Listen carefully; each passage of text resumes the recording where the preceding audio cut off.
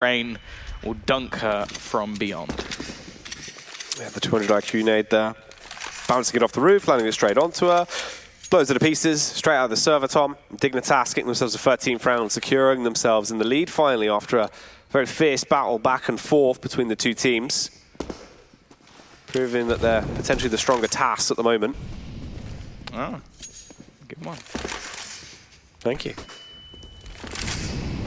Oh, it's going to be connector control. But look at it again. See, this is the problem that I have with the setups that are coming in for Besiktas.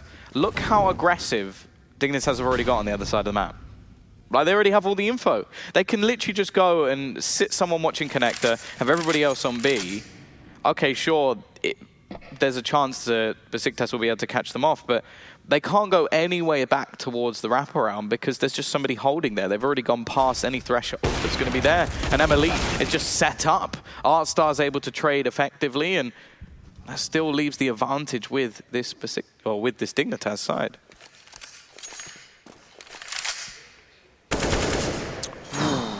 Giuliano. Crisp with the AK there. A critical kill to pick up Zaz as well.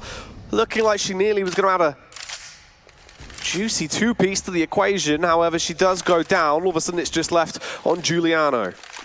The last remaining player on the side of Besiktas. Picking up an AUG. A Molotov as well. 35 seconds on the clock here, Tom. Working out if she does want to commit to the play towards the A site or deviate back down connector. Slowly ascending forward, time is ticking away. She will have to commit to this play. It is going to be the A site that she's going for, the rotation coming around as well. Rain pattering her way along as she sprints over. Elite has the AWP on the site. Giuliano gets contact! She tags her up, but she couldn't get the frag. Rapid response there as the AWP will obliterate her. And they reach the 14th. Still disappointed there hasn't been any level of counter for Elite so far in this game. Obviously, she is literally not missing a shot, so it's very difficult to counter, but I would love to see that AWP come out. We haven't seen it once on the T side. It's only been rifles. Now, maybe it's because Giuliano doesn't feel comfortable. Maybe it's the finances, but whatever the reason, wanted to see that AWP come out to try and counter Elite, who has just been on fire in the second half, absolutely decimating anybody who comes into that AWP's crosshair. And while already Milk is going to kick things off, a very aggressive push straight through Monster. There's no fear for Dignitas anymore. At the beginning of this game, we were talking about how Besiktas is so individually skilled. Now they're taking 1v1 fights running through Monster. And while Artstar aggressively paced, Petra actually looks away at the wrong time and just gets a double. No trade available. This is looking like Besiktas are completely out of this map at the moment. Giuliano will finally finish off Artstar, but the damage is done. Two-player advantage now for Dignitas. Milk even coming around on the flank as well. Again, like, the information plays from Dignitas have been second to none. Both teams have struggled so heavily here on their T side, and they're lucky to even delay the inevitable there a little bit longer. As Kraz gets the flick around, didn't realize Rain's positioning, gonna run out. It's an easy spray down. And that is match point secured. The first map here of Overpass. Dignitas trying to set their gaze towards the final as they're hungry to attempt to take down this opposing force. Another pause coming through as well. Still one Raw remaining for the team. And Brandon starting to put his input in there. You can see him getting a little bit more vocal now, trying to see that things do need to change. Yeah, well, correct me if I'm wrong, but I think they've had one round on this T side. 11-4 half. And I'm pretty sure that was a rush B, so it's not the most in-depth strategy you've ever seen. Well, I don't think we've seen a single smoke setup on A, or even just getting towards A. That's been the more difficult thing. They haven't been able to get anywhere near it because Elite has been so good with that AWP. You've seen different players like Artstar been going aggressive and finding out information. They had long control for every round, I want to say. I think maybe they got there once with the pistols, but that was just because the CTs didn't go that way. It has been a stellar CT side from Dignitas, but you have to feel not just Besiktas, but both teams have really struggled getting anything done on this T side. Just unable to find the holes in the defense. And, well, Besiktas now have to do it while up against map point when they haven't managed it so far in this half.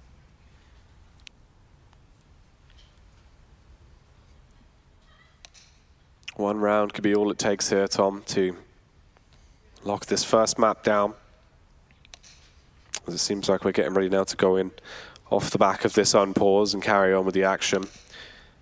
Dignitas, they've been looking very, very effective. And as you said, Emily has definitely been the showstopper with the level of excellence she's been able to bring to the table with that AWP.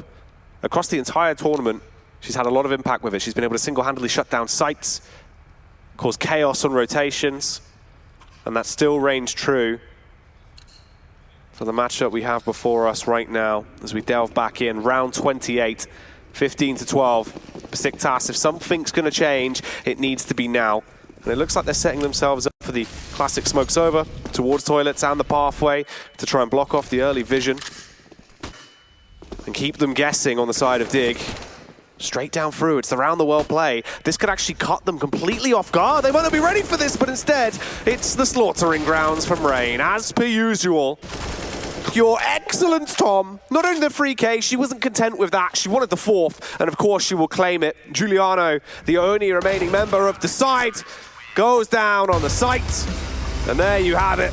That's how they close it down, 16-12. It did not work out, and Dignitas have taken the victory on the first map. Overpass has been secured. That CT side was ludicrous. Like, there was one round that they lost, and it was a rush B sort of brawl, but just a battle. Like, you're going to lose one of them every once in a while. Every other than that, they had all the map control, they had all the plays. Like, they were able to push Monster towards the end. They were pushing all the way through Long. I don't think they lost Long control pretty much all the way through. Well, what a great first map. Now let's get back over to our amazing analyst desk to break that one down. Thank you very much, gentlemen. I mean, it was a back and forth, map, I'm just going to say series, but I mean, to be honest, it was such a difficult one there for Besiktas because Dignitas, although they looked weak at the start, boy, did they come back and sort of, push to their potential. I did feel like Besiktas did have it for me. I was thinking, wow, this is a whitewash. We could be seeing quite a quick map here and getting onto the second one, pretty promptly. But I mean, Dignitas, they come back again to haunt them because they weren't ready. They weren't done. I think that winning AF 10-0 can be really tricky because at some point, if you just loosen up a little bit, if you just get complacent and you lose 4 rounds, like we saw earlier, you were winning 10-0. You had momentum. Dignitas was not in this game at all. Nothing was working for them. And then all of a sudden, you give them 4 rounds. When it switches to the other maps and they gain momentum, they will not let these 4 round slips on their side. And they made it throughout the end. They made it till the end. I feel like both teams had a dominant CT side, but they just couldn't get anything working T side at all. I mean, it looked just fairly difficult for both of them strategy-wise there. What did you make of it, Potter? For sure. And, I think the match played out at the end how we expected it to. It just didn't unfold how we expected it to. And that kind of goes with...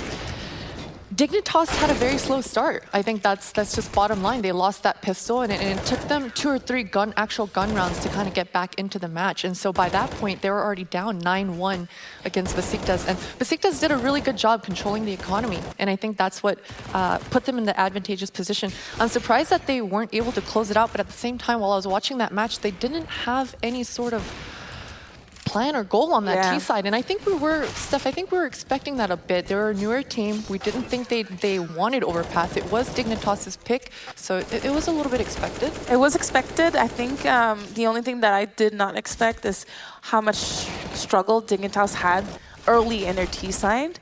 But it didn't matter in the end. I mean, Besiktas actually favoured B side heavily in their T side. I mean, is this possibly because they noticed a weakness or lack of strategy in their opponent? There was no weakness at B. Kath was on fire. I don't think they should have went B as much as they did. Kath was shutting them down every time with that AUG. She had a two-piece, a 3-piece every single time. And so, but they didn't have a game plan. They didn't understand how to take over the bathroom control. They didn't really want to challenge towards A. And you really really need to challenge A site. You don't need to actually get the frags towards A. You just need to kind of posture and bluff it. If you don't have the confidence of actually taking over the bathrooms, then posture towards it, bluff it, make the enemy team think that you're going to take it, and make them move around the map a little bit. But we didn't see that from Besiktas at all. Yeah, they gave a lot of freedom to M's op too. Emily was able to kind of roam around, gather a lot of information. She got multi-kills a lot. With it, she was pretty dominant CT side. Definitely. I mean, they both looked phenomenal. I feel like Dignitas just look a little bit more methodical with their gameplay at the moment, and Besiktas a little bit more instinctive. But it's whether or not those two can match up perfectly. But we will see going into our next map to follow. We're going to take a quick break now, but we will be back with you shortly. Don't go anywhere. All eyes are on you. So give them greatness with Intel Extreme Masters certified PCs and notebooks and game like the pros. When you see the unique IEM certified stickers on the outside, you'll find high-grade components with Intel Core i5 and i7 processors inside. Every purchase includes in-game content and supports the prize pool of Intel Extreme Masters. Game like a pro, because the world is watching.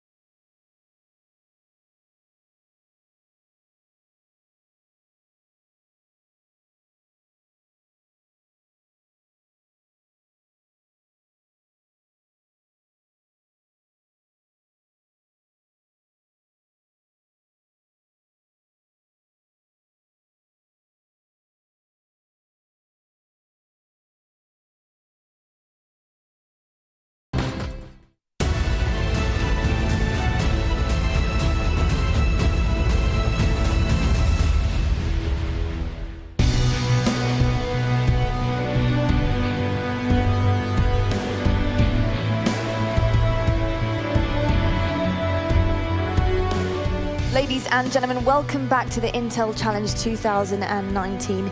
We are live from Katowice, and we are bringing you the best CSGO action through your semi-finals of the Intel Challenge, and we are into our semi-final number 2. That is right. We've had a lot of action today, and we're on to our second map. The first one going to Dignitas, and of course, Besiktas have a long way to go if they want to get in that grand final. Of course, I'm not alone up here. I'm actually with two incredible analysts. I've said it all weekend, and I'm going to continue to say it. I've got Miss Harvey and I've got Potter with me, and it's an honor to be here on the desk with you guys, with all of your expertise in the female scene. So it's fantastic to have you. Obviously, what we've just seen so far, we've had Overpass yet again, another one for the first of the semi-final games, and Dignitas looking fantastic. The first half for them did not go their way at all, but they actually managed to claw their way back towards the end of that half, which was quite impressive. It kind of showed determination and being able to push through, knowing that they're going to have to, big it up again in that second half. Were you impressed with the gameplay, considering it didn't really go their way? I'm impressed with the mental fortitude of Dignitas. I've always been impressed by it. They just never gave up.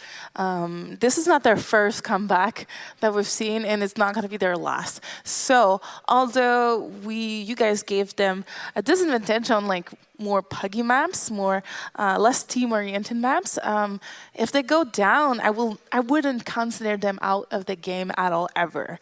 And I think that might have been one of the mistakes of Zaz's team, which was maybe underestimate that 10-1 lead that they had.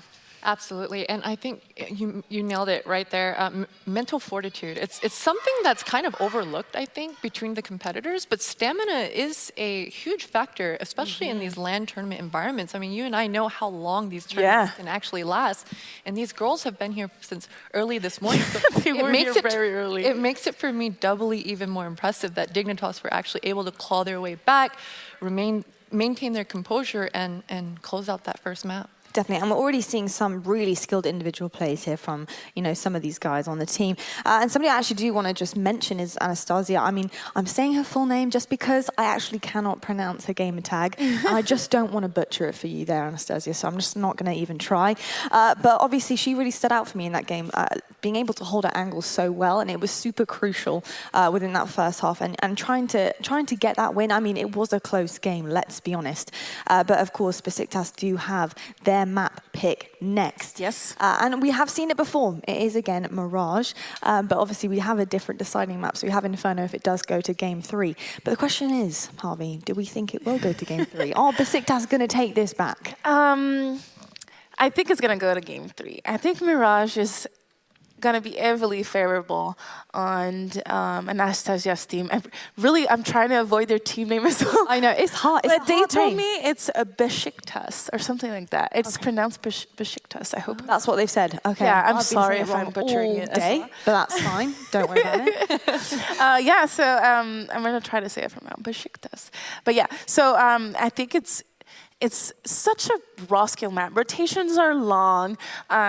You have to count a lot of the time. You're by yourself, pretty much no support. And I think that's where a team like Besiktas can really shine because, Zaz can hold bomb site, probably get 3 kills before she goes down, If she turns on the fire, we're going to have a great fight, I think. Definitely. I mean, in the first half of our previous map, Besiktas looked really... I'm butchering it still. I'm still doing it. It's fine. I'm just going to stick with what I've been saying, whatever, continuity and all that. But they looked super dominant in their pistol round. They came in hot, didn't lose a player at all. Do you reckon that they can come through with that dominance today and in this map?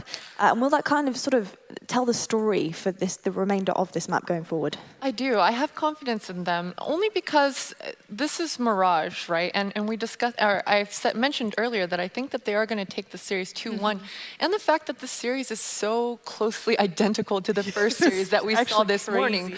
Not only the maps, but the play styles and the team identities, all 4 of them are very similar. And so I think we're going to see a mirror matchup. That Overpass match was a little bit more one-sided, more towards Dignitas than it was Besiktas, but Mirage is going to be a lot closer than Overpass was, and I expect Besiktas to come out on top of this one. Definitely. I mean, and also something we have been discussing as well is the sort of difference between these two teams. One being that, you know, Dignitas have that cohesion, they have that experience. They have been a core team for such a long time.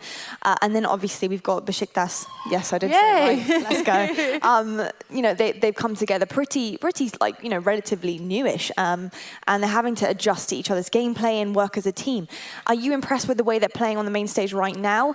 I mean, considering they're going up against, you know, some long-term rivals who've been in this together for such a long time and previous champions as well, but Besiktas really are sort of, you know, coming to it. Yeah, I'm super excited for Mirage. Like I mentioned earlier, it's a very difficult map to master, I think, because everyone is kind of good at it. So that's why it's really hard to master it. I think this map is going to be one of the best of the whole tournament, and I can't wait to see who's going to come out on top. I cannot wait either. Well, in fact, I'm just going to throw it over to the casters right now because I'm ready. We're already here on the desk, so boys, you better be ready too. So Jackie and Tom, over to you. Yeah, we're ready and waiting for this one. Going to be going into this very, very shortly. Obviously, a close game initially, well, actually, a game of two halves. I think that's a better way to put it. Like, obviously, the sort of dominant first half with a little bit of a fall off towards the end, and then Dignitas just went, yeah, we're not going to give you those extra few rounds you gave us. We're just going to lose one round total to the T side of Besiktas. So yeah, absolutely dominant. Now we get to see hopefully a game that's a little bit more back and forth. Mirage not really renowned for its sort of like 12-0 games and like pure dominance from the CT side. This is where I expect to see far more T rounds from either side. Yeah, I think that's fair to say. From what I saw in the past, obviously from Dignitas on this map as well, they did look impressive on it. It's always the kind of trifecta that we had. Me and Snods were having a look over them before, which was Calf, Milk, Rain. They were very effective towards getting those entries out towards the A site when they were on the T side. So that potentially coming up in the second half could be a little bit of a treat. Elite today as well has been looking very effective as we saw on the initial map. And this aggression, I feel like they want to play the T side already, Tom. They pushed their way out towards ramp. They've been able to get the initial frag. Petra is down and out, tagged and bagged in a matter of seconds. And now we're left with a 4 versus 5. A minute and 20 seconds left on the clock here. Zaz could be detected. They might walk into each other. However, she was primed and ready. Tries to let it rip. Takes one head off as Elite gets downed, but Artstar will trade it back. And now they're on the full rotation. The thing is, will Kath be close enough to hear all of the footsteps going back towards the B side? Rain is going to take the aggressive peek, and that's all the information she needs. Missa trying to fight into mid, but again, it's these trades from Dignitas, able to even up these scenarios once again, and Rain trying to hold on, but will be taken out. The question is, will they expect the peek from short? The answer is no, and actually through the smoke, they'll find Kras as well. It's left all on to Giuliano. 1 versus 2. Still expecting somebody to come through the market, but eventually we'll hear all the footsteps. Nice shot onto one, but can't hit Artstar. That will be the pistol going the way of Dig as they start off well on Mirage. That's rough. So unfortunate. Left into the 1 versus 1. So close, but still so far away. Artstar picking herself up a free K, 208 ADR on the opening round.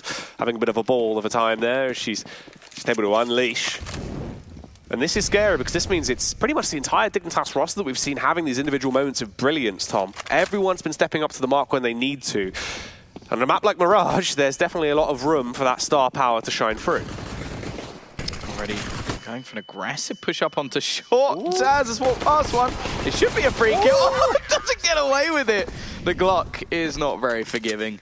It is a spam and pray, and unfortunately, didn't go her way. It will be 2-0. Flawless round in the end from Dignitas, even though they do take a lot of damage onto a couple of players. Doesn't mean anything. The thing is, though, they've only got one quote-unquote rifle, and even the silenced M4 is not very popular at the moment. It's mostly the AUG that's brought into play, so we'll see if the AKs are just going to overrule the purchase from Dignitas. They're going very aggressive, though. Graz, is she going to be aware? She peeks out, gets one at the second. The transition onto Milk. Nice headshot, and that's a double opener already for Besiktas. That looked pretty effortless as well. Very dainty. She was able to adjust her aim quite easily to get both of those kills, and they carry on as well. They're not done from that position. Zaz picking up another headshot. All of a sudden there is just 2 remaining players on the side of Dignitas, Elite and Artstar. There's still so much time on the clock, and the B-bomb site has been secured. Besiktas hoping to try and pick this one up. Emily slowly advancing as the MP5 equipped, but the timing is unfortunately off for her. Petra gifted that one nearly for free, and Artstar basically has to go for the complete save. It's not really worth the risk of throwing all of that equipment into the wind for no reason and no gain. She will hold for the exit frags as well. Petra might be walking into the trap. Pushing forward, but that's a nice clean-up. Every single player falls for Dignitas. Now, they will have a little bit of extra money. Obviously, the flawless round helps with that. So they will be coming back in with the purchase. It's going to be mostly rifles, and in fact, if you include the FAMAS, which sometimes I'm inclined not to, they will have full rifles up.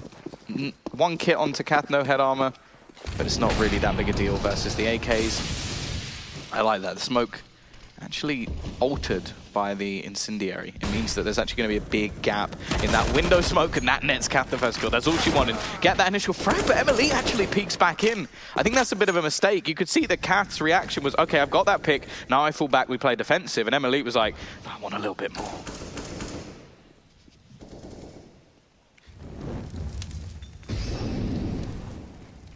A minute and 20 on the clock here.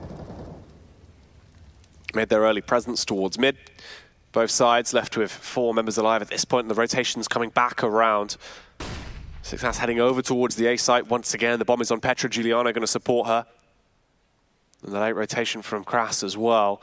And then you have the additional prong, the extra assaulter in Zaz, who will go late through connector and attempt to assist them. Rain could cut off this rotation if she goes around from short, but she is deviating back. And this does appear to be the full commit. The two-pronged attack on towards the A site. They have the utility for it. Triple Molotovs in their inventory. And they have the firepower. The arsenal is strong. 4 AKs. They're ready to slay, Tom. Yeah, let's start at the back of the site. No utility really left. A couple of flashbangs and a smoke, and the T's still have another incendiary. Flashbang actually doesn't leave Kath blind, but it's going to be a quick trade, and now the smoke will go down. Probably would have been useful a little bit earlier, but still, they're into 3 versus 3. Actually, the peak going to be coming out, but Artstar doesn't manage to finish a dinner, and instead Zaz will drink the milk and leave just one left. Artstar still fighting back, hits the second headshot as well, though, and makes things interesting. It's all left on to Zaz, 1 versus 1. Seems like Artstar is definitely aware. The problem is, just look at the plan. Where do you expect? That's going to be connector. And she's actually just hiding back on the stairs. It's quite an evil position to play. And you can see Artstar, she's just waiting for her to peek out the connector. Unfortunately, she is not there. And Zaz has played her completely. 2-2, it's all tied up. A tight affair already, both teams neck and neck at this point. That was a close clutch round, though. So many small changes that could have affected the grand scheme of things, but Besiktas sticking to the 5 rifle setup, just trying to roll with the punches and carry on. Instead, we actually see a full stack nearly here. 4 players over towards the B site. They're not really in too many complementary angles to actually assist each other, though. They're going to have to quickly scurry around and spread themselves out to be prepared for this. Misa is the one trying to probe it with backup from Zaz. 2 Molotovs cast in towards the site that don't do too much. However, Milk, quick on the draw there. Finds the headshot. That's 1 player already taken down, Tom. As we see Misa fall in a matter of seconds into this one. However, the play coming through towards A. They've pretty much been able to claim full site control relatively easily. Zaz taking the aim battles towards mid and making quick work of them. 2 CTs now rearmed with the AKs, but the CT player in Rain going down. Yeah, they've managed, as you said, to get those couple of weapons, but the problem is there the value here to go for this fight? You don't have any army, you don't have any utility, you don't have a kit. Looking for the quick kill onto Petra, who is going to get tagged up, but realistically, all the T's have to do is play passive and this round is over. And you can see Dignitas are just going to start to back away. The time just isn't there for them anymore. They're hoping they can catch somebody as they exit from the site. But at the same time, it's not worth the sacrifice of the AK. The T's are in a better financial situation than Dignitas at the moment, obviously about to take themselves the lead. Milk still looking to face in through the murder hole and will actually be spotted out. However, she should be able to escape.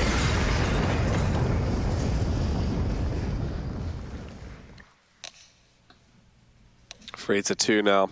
Besiktas pick up another round. Off the back of the saved AKs they have got, they can pump all that cash into this and have a pretty healthy buyout, meaning they're allowed to get the Augs as well if they wanted to. Caf, 2 Molotovs cast in towards the site that don't do too much. However, Milk, quick on the draw there. Finds the headshot. That's 1 player already taken down, Tom. It has been a bit of a star weapon of choice for her. And she definitely adjusts her play style when she has it in a position as well. We've seen her playing a lot more aggressive, willing to try and hold those up-close angles. Already the top fragger as well for Dignitas with 5 kills to her name right now, Tom. How much more can she inflate that with the org?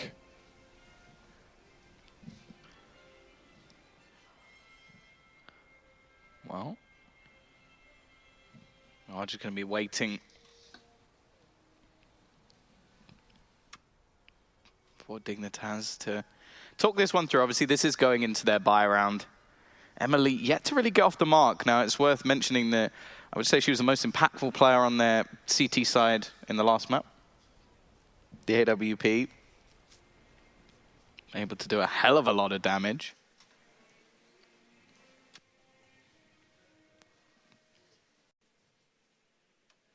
I'd have to agree with you there. I feel like everything she did in that previous map was so impactful in terms of being able to defend towards the side, especially on the CT sides. We just saw, I mean, how much they would crumble in terms of the defense if she was not there with the AWP in hand, ready to just lay down the law for Dignitas for the most part. It's been great to actually see her being able to step up around the rest of the squad as well into today's games, because we had big performances from Milk, from various other players, but the entire team looks like they're performing. And if they're all hitting their skill ceiling, especially at this point when it's the semi-finals, right? You've already got one map.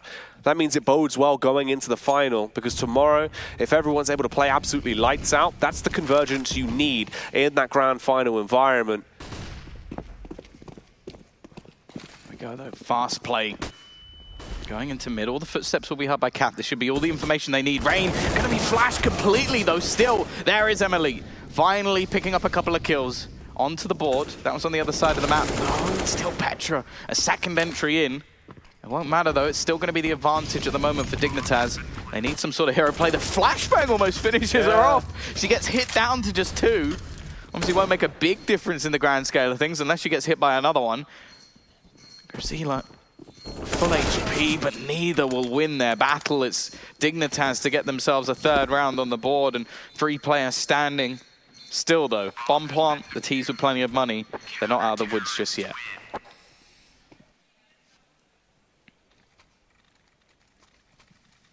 Free to free, keeping it close.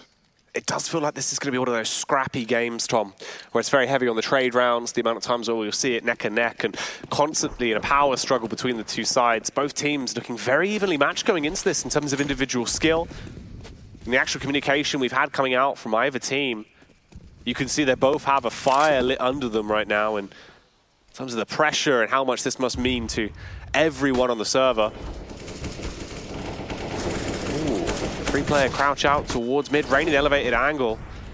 Should at least be able to cause a bit of damage, be a nuisance against them.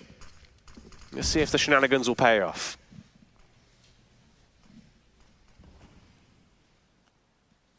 Well, the T's again, they've been challenging for middle control a lot. Even in the last round after it wasn't completely successful. They're still looking to continue this push forward. Are they going to check for Rain? They do, but it's the elevated angle they look for. Mister going to trade the frag out, though. A lot of damage still done onto her, but they keep the 4v4. That's the important thing. And Emily being tagged incredibly low. Leaves now 2 players within inches of their life over on this Dignitas roster. And once again, it seems like they're going to fall back into a B play. Milk is there.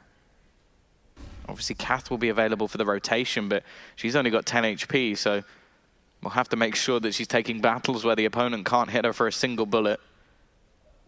More so, it's just going to be onto Milk.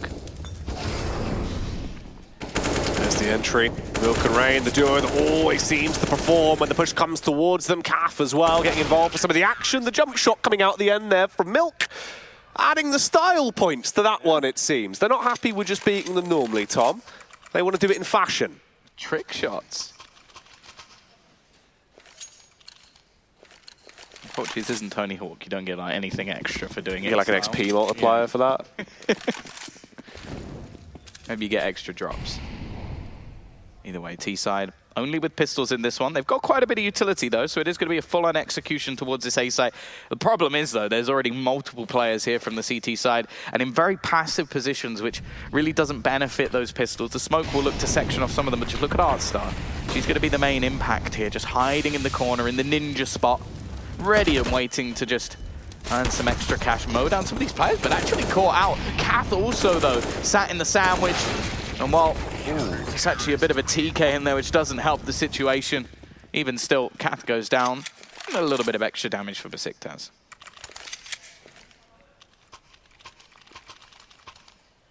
Dig CT sides the entire tournament have seemed pretty damn effective for the most part. And a lot of that does seem to be Kath obviously having the ability to roam around with the Org a lot. Emily on the AWP as well. As a defensive AWPer, she does seem to just blow people away.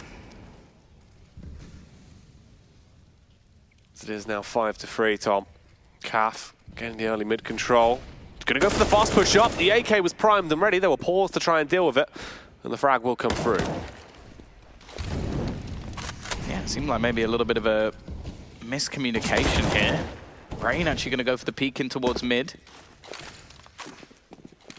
Find anything, however, and now again, it seems to be their default play at the moment for Besiktas. They get the early pick in mid, and then they fall back into a B play, clearly feeling comfortable. I think most teams, just in general, are the other way around. Like, you get the early pick, and then you go to the more open side, the side where it's easier to trade and multi-frags are less likely. In this scenario, Besiktas clearly feel very comfortable on B, which I think will benefit them quite a bit, because a lot of teams don't have the strongest B hold. Ooh, talking about the B hold though, Tom. Maybe we've underestimated the defense that can come through. Of course, it is the Milk and Rain duo. Rain being removed though. Can Milk make the best of the situation? Her and Artstar both falling at the exact same time. Emily, she has to get out of there. It's just about survival at this point. It isn't worth the risk of trying to do much else. She'll deviate back, but look at the timing. She needs to be quick on the draw. She wasn't ready for it, Zaz. Finds that frag with the AK-47, puts her down, and they're now one round away from tying this back up and keeping both sides neck and neck. Yeah, I'm very interested whenever we see that like an AWP dropped on the floor, because Besiktas are making an active choice not to play it at all on the T side. We saw an overpass. They're also not playing it here. Now, obviously, a lot of the plays they're going for are quite quick. Like, the fights are taking in the middle, they're winning anyway. But yeah, it's interesting. Nobody wants to be playing that AWP on the T side. Well, Emily, this time she is going to be placed. They put her over towards that B side. Obviously, things didn't go too well in the last round, so they've opted to switch up the play. She's going to be more aggressive, and actually, this has set up Milk aggressively. This is weird, though. We've seen it again. A player with a rifle, no armor. I imagine that's just because she picked it off the body of a teammate. You'd hope it goes to someone else, but Artstar wasn't there. Mr. actually just kills Petra after Artstar's already dead. Now is going to be left trying to take the fight versus Kath. Only a scout, but it's Emily there alongside her. Rain has now chimed in with another. Can Missa do anything more? Killing off a teammate, want to try and make up for that, but instead it's just going to be Zaz left into a 1 versus 3. It was always very prominent on this map, but this is a big attempt for her, and unfortunately Milk is there just from behind. It didn't matter about the armor in the end, because she wasn't shot at all. And Dignitas from what potentially could have been quite an awkward one actually goes down pretty darn well for them. Obviously assisted out by the team kill that came through, giving an extra bit of oomph into the round. But it's still relatively close here. The top performers as well. Petra and Zaz both on 7 frags. 94 and 91 ADR. However, for Dignitas, Milk a little bit ahead of the curve. 9 kills to her name, 116 ADR. Has definitely been dealing damage towards that B-bomb site when the aggression has been coming through. There's like a bit of a chant going on in the crowd as well there, Tom. Can you tell which team it's for? I couldn't quite. It was. They need to do it a bit louder if we're going to be able to tell who it is. There wasn't enough energy. I couldn't see much movement. Well, actually be patiently waiting for the buy to come back in. Obviously, the resurgence from Dignitas in that round when it was a force buy. They managed to actually win it quite cleanly, obviously picking up some weaponry along the way. But they have taken the pause themselves, obviously feeling that hasn't quite been going the way they wanted. Obviously, as well, it's the perfect reset opportunity. I'm not sure how much money actually going into this there will be for Besiktas. Obviously, winning or losing 3 rounds in a row, then winning 1 and then losing 1. That's pretty much as bad as it gets. Maybe if this camera pans enough. Oh, no, they actually will have a buy. But it's quite a few Galils. I don't like Galils. Oh, you've never been a fan of the Galil, have you? No. Not one to support the Galils out there? No. Rather have a family, but unfortunately not possible for them. No, not at all. But maybe they can utilise the weapon you're not too happy with and show you just how great it can be, Tom, into round number 11 here. If someone can show me how it's done, that's all good for me. Well, there you go. It's like a War Owl video. Well, again, they go for this quick play up mid. They're actually going to jump into the window. Kath is completely unaware. She's about to be flanked. Petra made quite a bit of noise, though. It doesn't matter. She hit the headshot anyway, and now that position over towards the balcony is completely useless, but the trades come back in. Emily quick on the flick and is able to get a double with that AWP. She doesn't have much support, but she has all the information, trying to find the shot onto Missa, but doesn't really need to take these fights. Instead, gives a frag back. Yeah, the rotation was very slow indeed. They're finally making their way over towards this A site. Missa waiting for any sort of peek out into middle. The problem is they don't have any utility, so they have to kill off one of these players if they want the bomb down, and Missa will do just that. It's now left all onto Milk. They're going to walk into a cross there, and they line up as well. She'll win out the clutch. Dignitas get their 7th, and it's all in the hands of Milk. That was disgusting. So was that. Cheers, mate. No, that was actually ridiculous. Emily, the flick with the AWP, the impact she had into that round, and I mean, we've touched on how effective she has been pretty much throughout this series. Again, obviously, it's only overpass that we've already seen.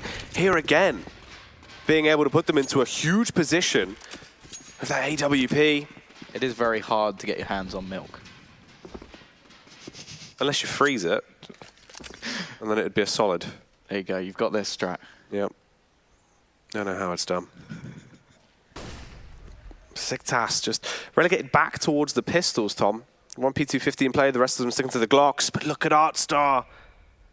She wants to try and paint a very pretty picture here, one that is going to make her a ton of money with the MP9. As she starts to do some disgusting things, the flick of the wrist, everyone being eliminated.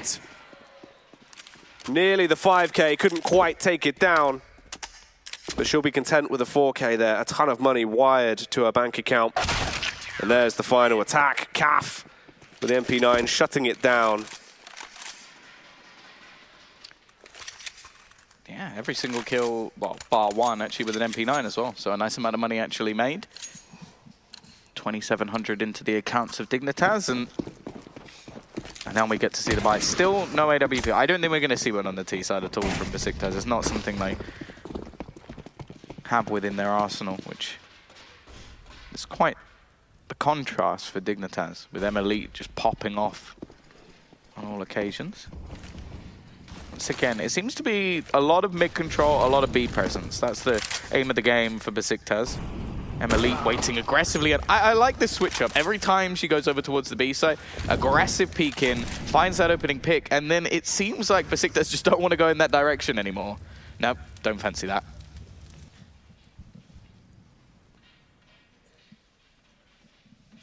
It's going to slow down slightly at this point now. 8-4. 4 rounds ahead. Dignitas in the driving seat in this round as well, as Giuliano has already been set up on a date with a coroner. As she is down and out. And there's a 4 versus 5 here. Elite scoped in on the close angle, looking to try and see if they are advancing towards her. Zaz holding, expecting the potential aggression. She'd be correct as they advance round. Zaz with a double kill, collecting heads. Spots out another player on the advance as well. The flashbang over to restrict Elite. She goes for the white screen on the left, but she misses the connection, Tom. 19 HP, somehow staying alive in this scenario. Zaz hungering to try and eliminate her. Knows she's low, gets the Rock'em Sock'em connection off with a Glock, and it falls back into the 3-on-2.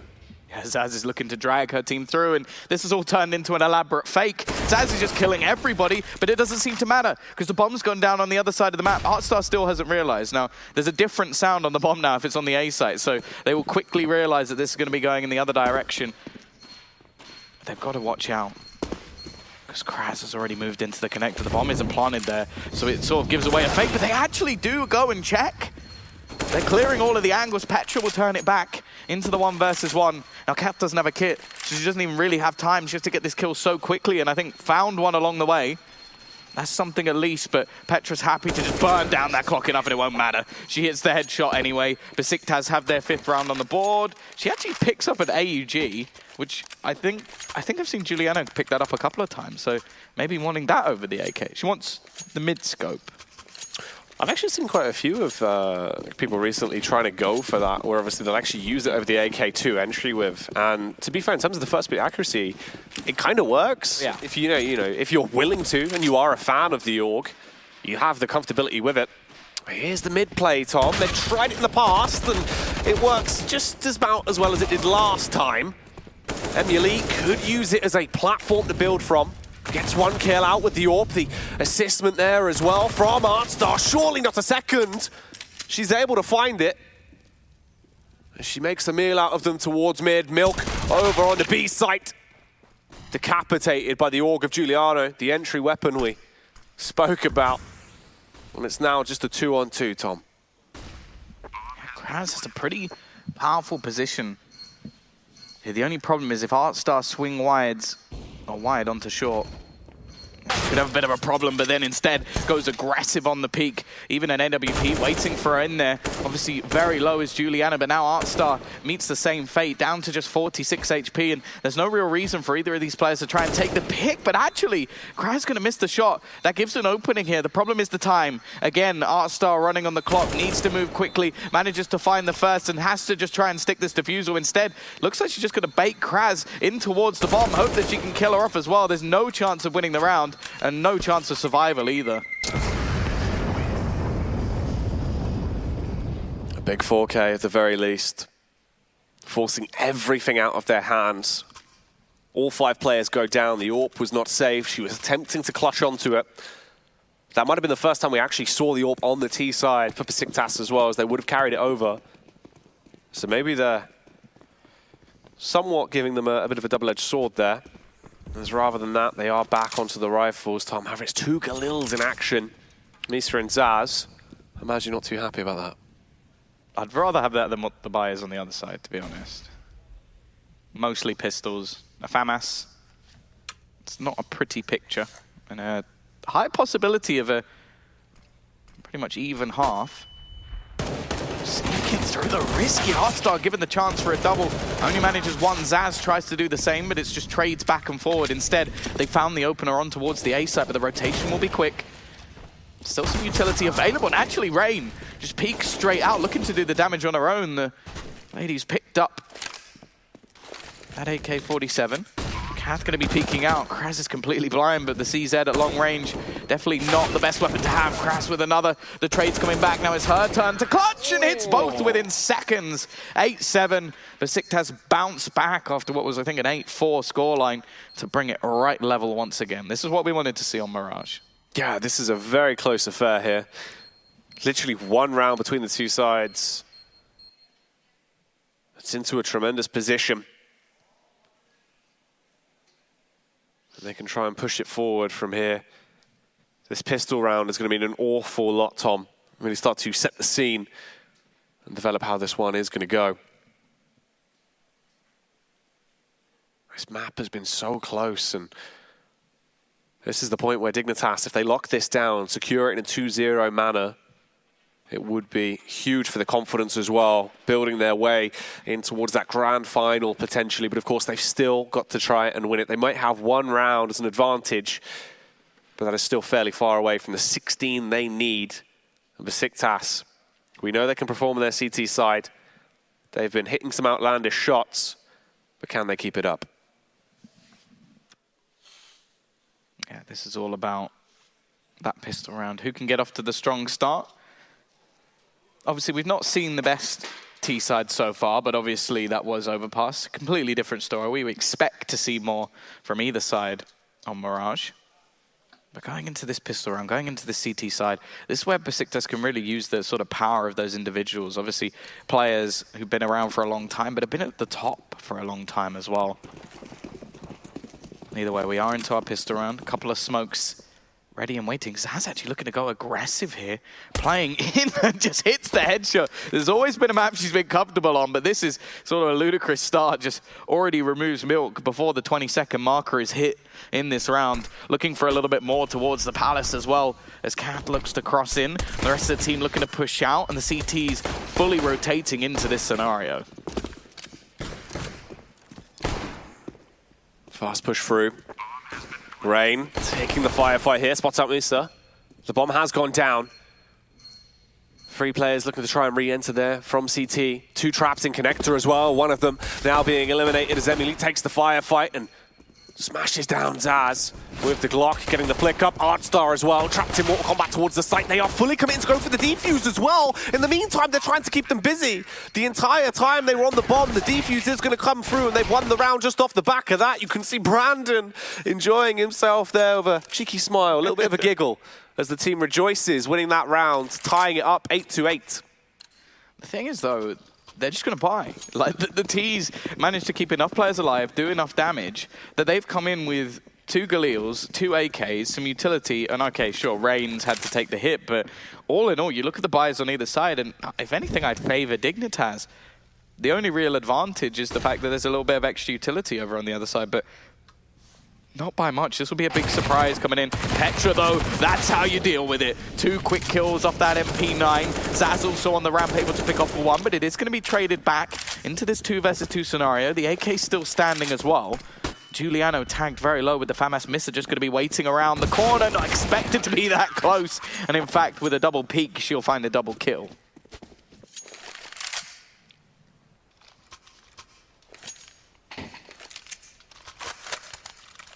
Dignitas, they don't have the added benefit, the extra money they had into the prior one. This time it is just going to be the pistols that come through, and they're really going to need to perform with them.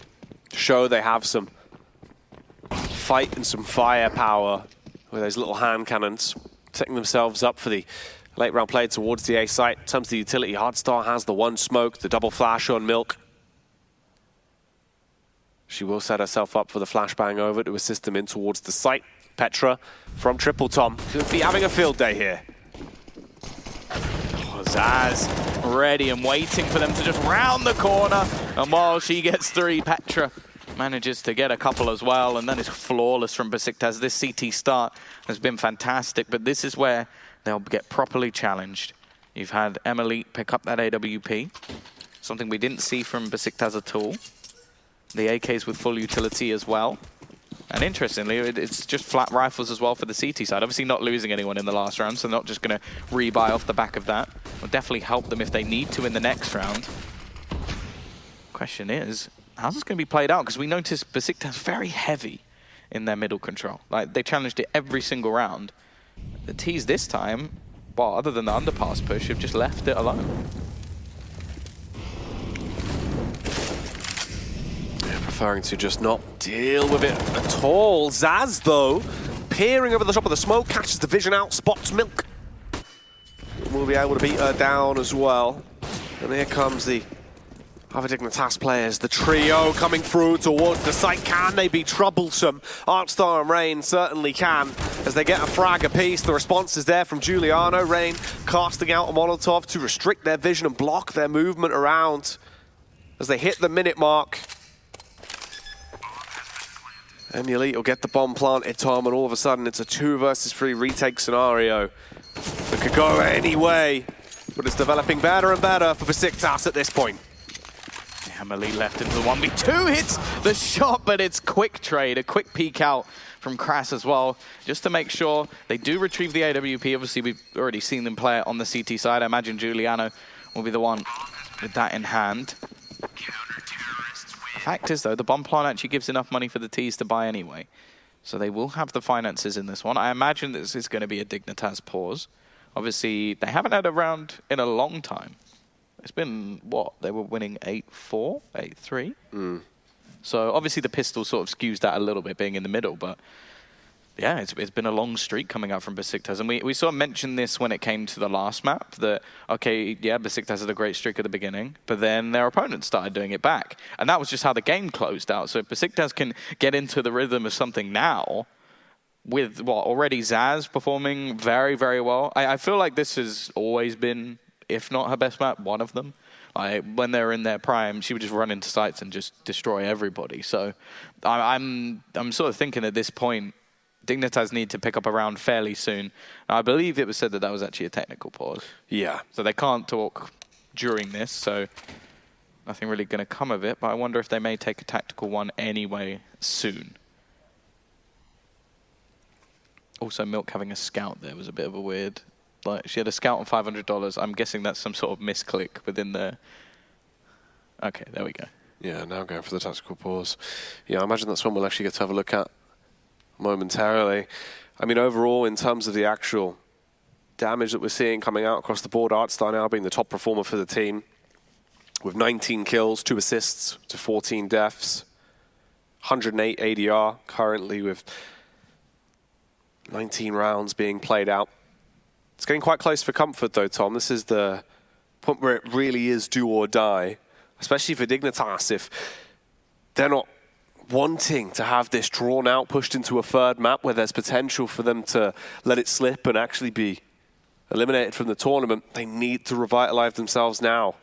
You have to try and do it in 2 in a situation where you are the team that always has the advantage. You are the favorite. Well, the other thing as well is like the third map is one that, although there is obviously a lot of CT synergy, it's quite basic, I would say. It's a map that pretty much everyone knows how to play. Like, you go onto Inferno, you know the rotations, you know the sort of strategies that are going to be thrown in. And we didn't expect much from the T side of Overpass from Besiktas, and we were sort of shown that.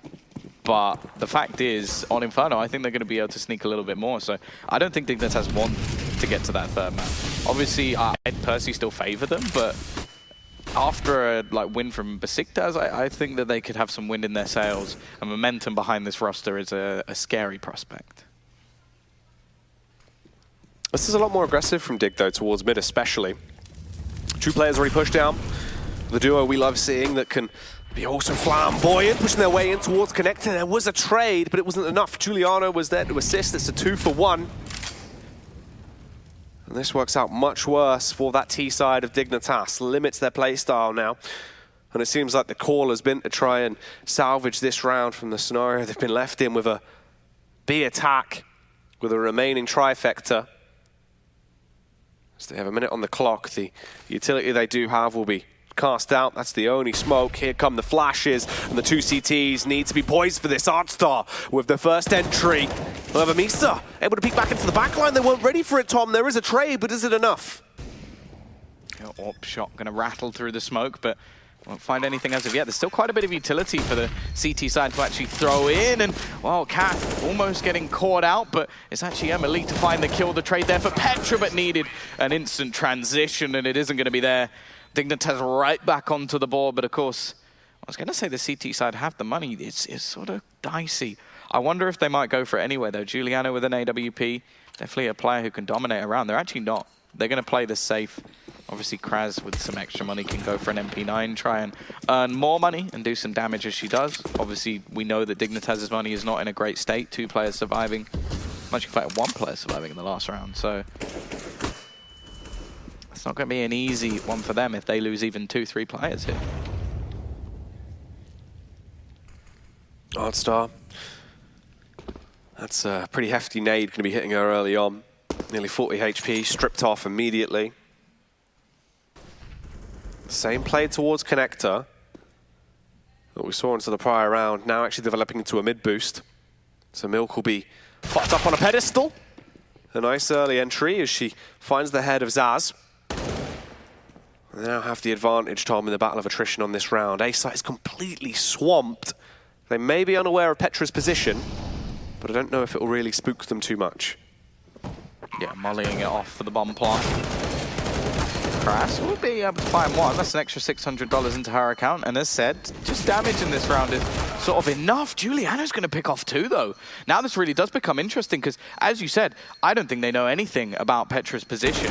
However, Rain may just be able to catch off the cross. They need somebody on the bomb, realistically, to have any chance of winning this round. And Petra trying to make some sort of play.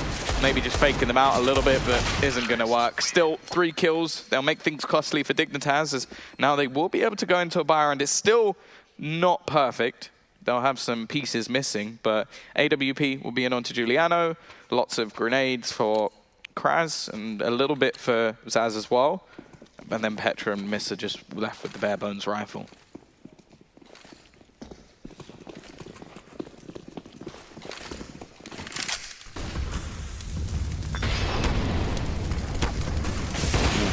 Molotov. That's one of the horrible situations to be left in, Emily. Just burning her out of the server. And already they have a disadvantage on the side of Besiktas. Now they actually push past them, but they don't realize the location that Zaz is in. It's these constant one-for-one trades in the firefights, Tom, but CAF wants no more of these silly games. Responds with the AK, petrifying Petra, and putting them into the 3 versus 2 with the site control on A. And this is a very difficult position to get back in from. You can see Kraz just trying to hold off on any sort of cross, and it does do a little bit of damage, but obviously you kind of want to be careful there because you know there's the AWP onto Emily. Miss has just been trapped in the jungle, and it's going to be very difficult for them to get out onto this side. They do have an incendiary. Kraz has a bit of utility, and actually a missed shot. That could be the opener they needed. Kath now isolated towards the back of the site, and the Molotov's going to force her out into the open. There's no one in CT. She'll find the first, but that'll be all. And while Artstar doesn't manage to get that trade just yet, however, she is well placed for the bomb. Will be able to close this 11-11, and now money's not there for Besiktas. That sounded like a pause as well. You can hear the tapping away straight away off the back of that round. It seems like they will take the time out to adjust and talk about things. 11-11. I mean, this entire time, Mirage, right? It's been ending on those close points where we've seen the game start to sync back up. It's come to a level head so many times here. This is worrying, Tom.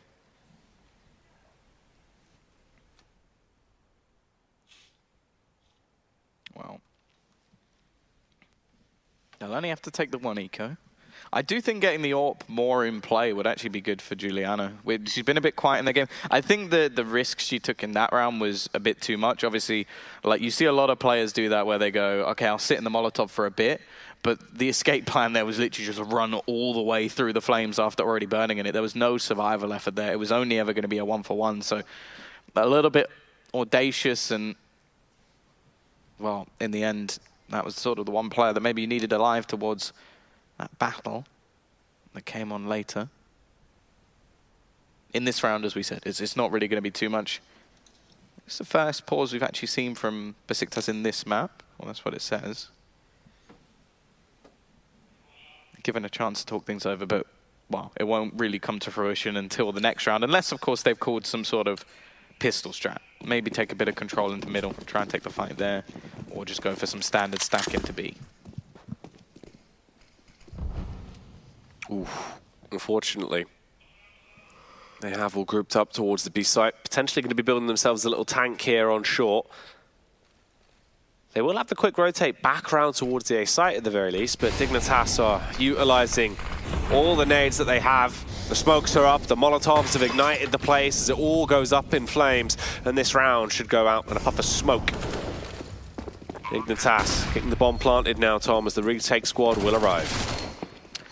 They're already looking to just clean things up. How much damage can be done by the CT side is looking like nothing at the moment. Petra will at least manage to finish off one. Actually gets a second as well. So still keeping the T side honest, not allowing them to build up ludicrous amounts of cash. So you sort of see the first time you earn money is with 3 players. Anything less than that and you are dropping more guns than you have players still alive. I'm interested to see what they do with the 2 MAC-10s though, because they were kept from the previous round. I'd like to see a fast B. Throw those players in towards the B side, have them jump out the windows, jump out towards the van, and then just be a nuisance. Set up the rest of your team. And even if you just go for a 1-for-1 trade there, that's absolutely fine. Other than that, it's very difficult to utilize those weapons. Maybe running into the connector because Zaz has been playing very aggressive in that portion. They are doing that again. But by the looks of it, they are going to go for that push towards the B side. However, they're going to be stumped a little bit as the incendiary is currently down. Yeah, they have to wait for the Molotov to fizzle out and let them in towards the site.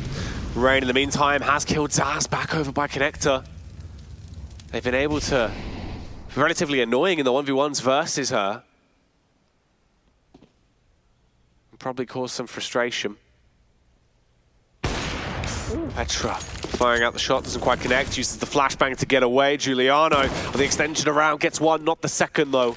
Tread comes back through, Rain puts her into a grave, and all of a sudden it's a 4 versus 3. Yeah, the interesting thing is, she just goes for a pre-fire shot, manages to connect. Knows there's another there. Now Giuliano has the chance to actually fight versus the players looking to plant the bomb.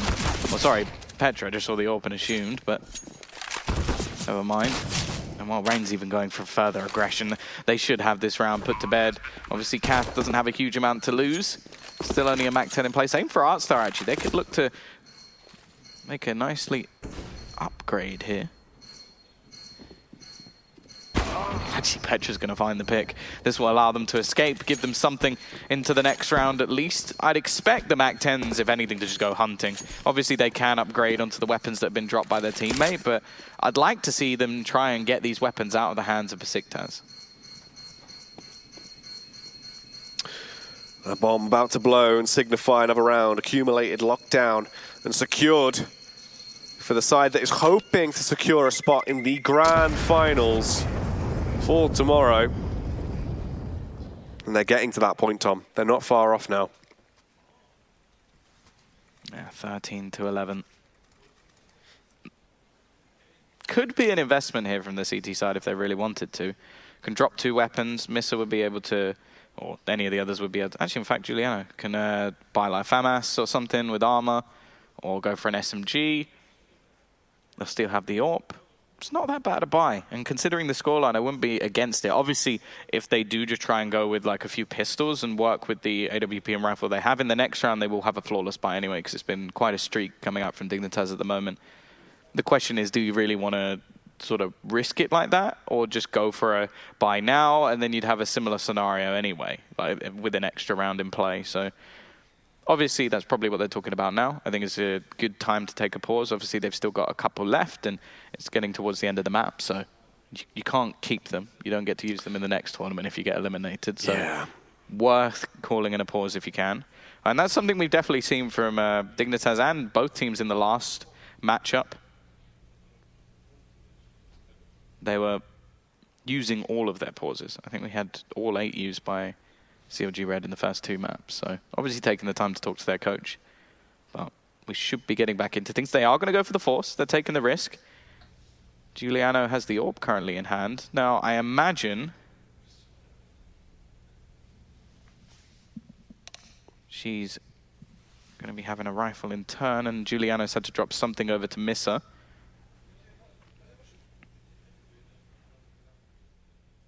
It's not going to be the worst buy in the world. Obviously, on the other side of things, the T's still sticking with the rifles. Don't have an AWP Fam Elite, which is unfortunate. I imagine they would have liked to steal that away in the previous round. But here we go. 13-11, right back in. Besiktas need to try and win this round, otherwise they will be facing elimination from the tournament.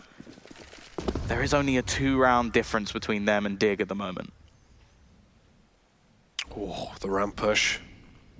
As they get close towards Kath, is she prepared for this?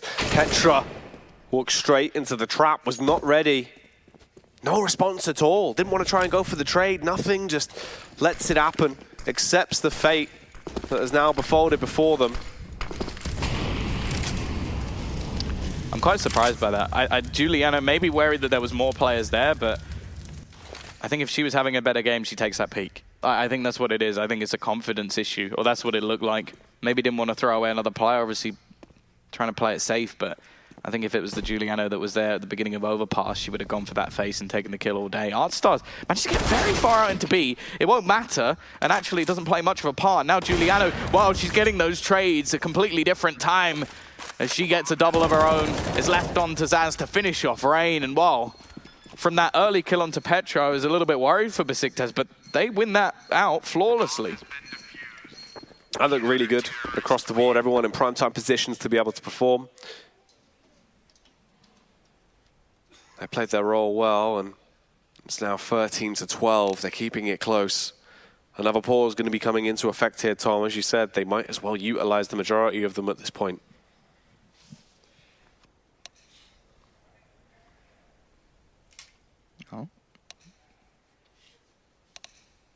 going to be getting right back into things. AWP into the hands of Giuliano once again.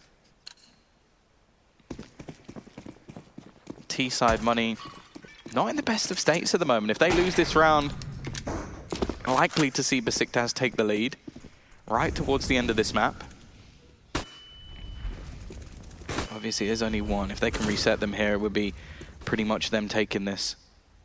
It's a crucial round and almost the turning point in this map to decide who gets the victory. Giuliano, was that straight through smoke? Just sees the tracers and just destroys Rain. Going to be Kath looking to try and probe her way out through the palace. Doesn't manage to win that battle either. It's looking good for Besiktas, as now the remaining Ts all sit towards the B site. Okay, there isn't much presence there. Only Kras on her own. But the fact is, all she really needs to do is get one kill, and then it's an easy trading scenario for Besiktas. Oof. Gets a tag off. Ardstar brought down to 42. Wasn't quite the elimination she was hoping for. And the Sidewinder effect comes into play. Gets that first kill. Ooh, Tom, this could still actually be rough. I mean, they're grouping up for it. In terms of utility, you've got the double flash, you've got the molly still as well, on Milk. Milk going to use the Molotov now to hopefully delay even further as the rotation background comes in from CT. Flashangs can be bounced across to blind the members on the site. It's not looking too great in terms of them going down. Artstar is the only one that remains. Everyone is so low. She was trying to delay, hoping she could roam around for as long as possible to keep that one going. Instead, the defuse is found, and it will go 13 to 13. It is all tied up once again. And, well, it looks like the money for Dignitas might be tied up in stocks, as they don't have much to invest with at all. They'll have something into the next round. The investment will come back through, but we'll see if they can do any damage here. Keep the CT economy low, have a chance to reset them right towards the end of the map. But this is really just a chance for Besiktas to build some confidence, get some of those eco frags, and get themselves to 14. They still, and with a chance to win this. Obviously, it's gone backwards and forwards all the way through as one team takes the lead and then it slips. Definitely going to have to look through this demo afterwards, whichever team, but that's an important kill. Milk's managed to get an AWP. And already Zaz will be there with the trade, but can that AWP do any more damage? The push coming through, Petra's going to drop the bomb onto the site.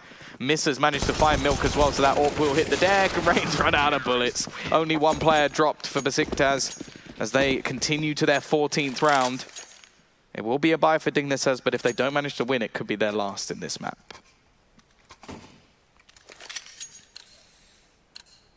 One round sits between the two sides. 5 AKs are now being donned for the T side as well. And maybe this is something that will affect the pace and the tempo that we see them playing here. They might try and go for a bit more of a faster play to this one. They have smoke still. 3 to be precise. Tons of utility there throughout the rest. They are scoping it out, clearing their angles. They've come a little bit paranoid about the more common spots that we've seen being played from Besiktas, so it's easier for them to now remove them.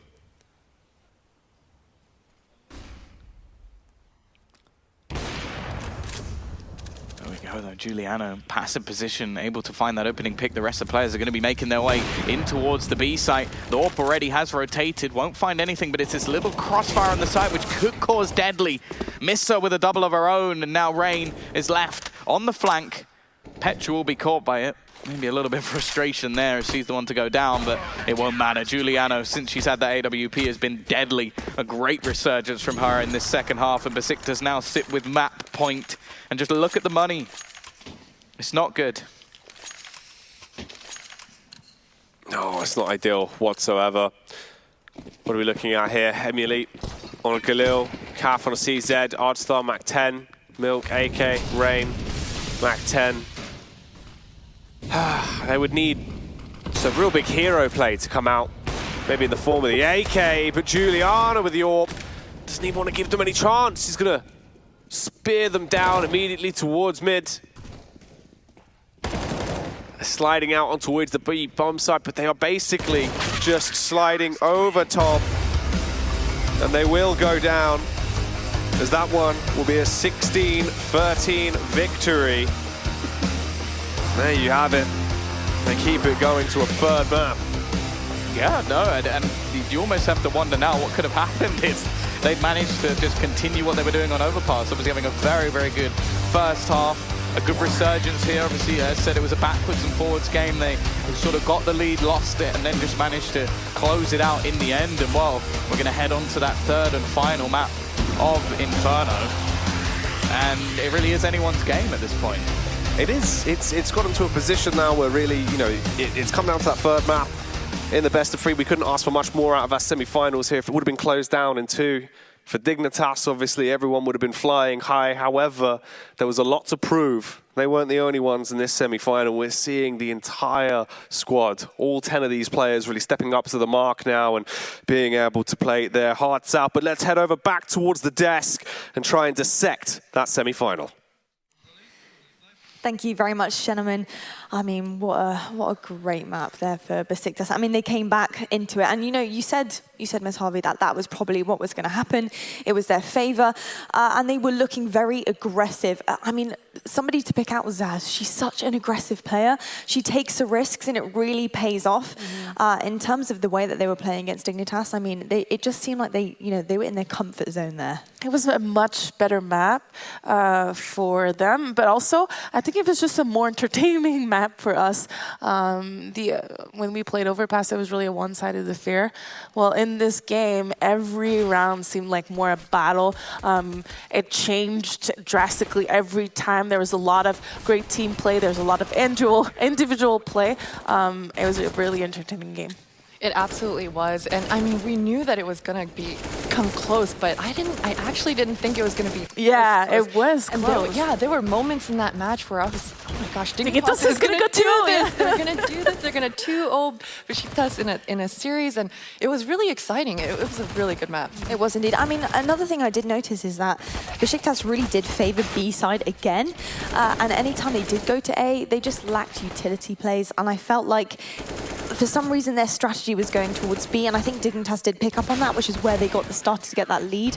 But obviously, end of the round, it just didn't close out for them, unfortunately. Yeah, it feels like, you mentioned this on the Overpass as well, the default for Besiktas has been really, really lacking. It seems like they're just not experienced enough as a team to just really play slow pace together and take control of the right spots on the map together at the right time.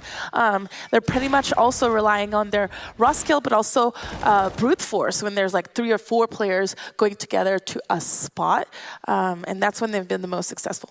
No, definitely. I think another thing is that Besiktas looked really strong at the end of that map, and the risks that they were taking were paying off, the aggression that came through. Dignitas obviously just falling short there. I mean, I did feel that they had some great team plays, great individual plays there as well. Milk coming through, managing, on the back foot to take the AWP off Giuliano, I believe, in one point, was pretty impressive, but just lacking, obviously, the economy there to back themselves in some of the rounds. Now, going forward, Dignitas have quite the journey to make again. Besiktas probably feeling quite confident with that win coming forward. I mean, we saw them and the way they reacted, a bit of whooping going on, a few high fives here and there. Potter, do you think that Dignitas need to really dig deep? I've said it for a second here, but it's probably the best use of the word. I mean, they really do need to dig deep if they want to be in this grand final.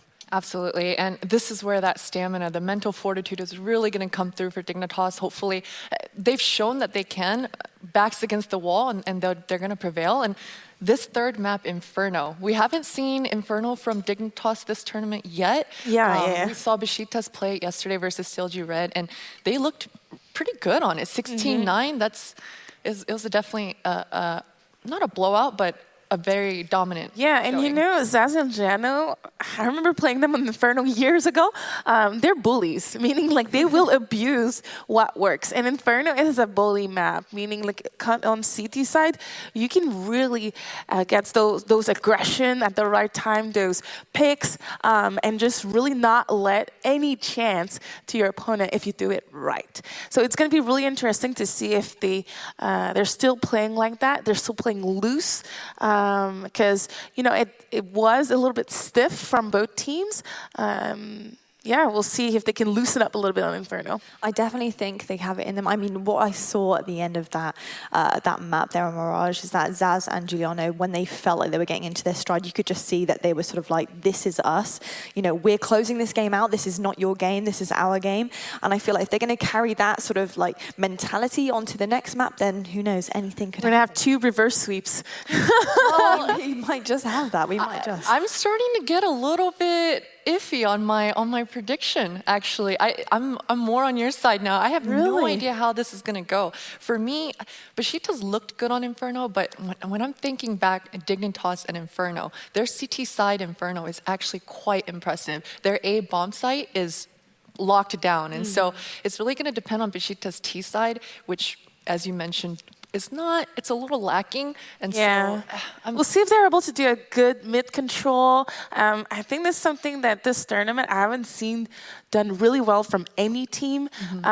It's like people are avoiding that area to fight. The battles are more towards mid, B, or in A sites, which is, I want to say not disappointing, but I think this is something that I would want to see teams fight in that mid. Yeah, so I hope we can see that today. Definitely. Well, we're going to have a short break now, ladies and gentlemen, but later on we're going to have our final map of the day, which is going to decide who is going to be joining CLG in our grand final. Don't go anywhere. We've got Inferno right after this.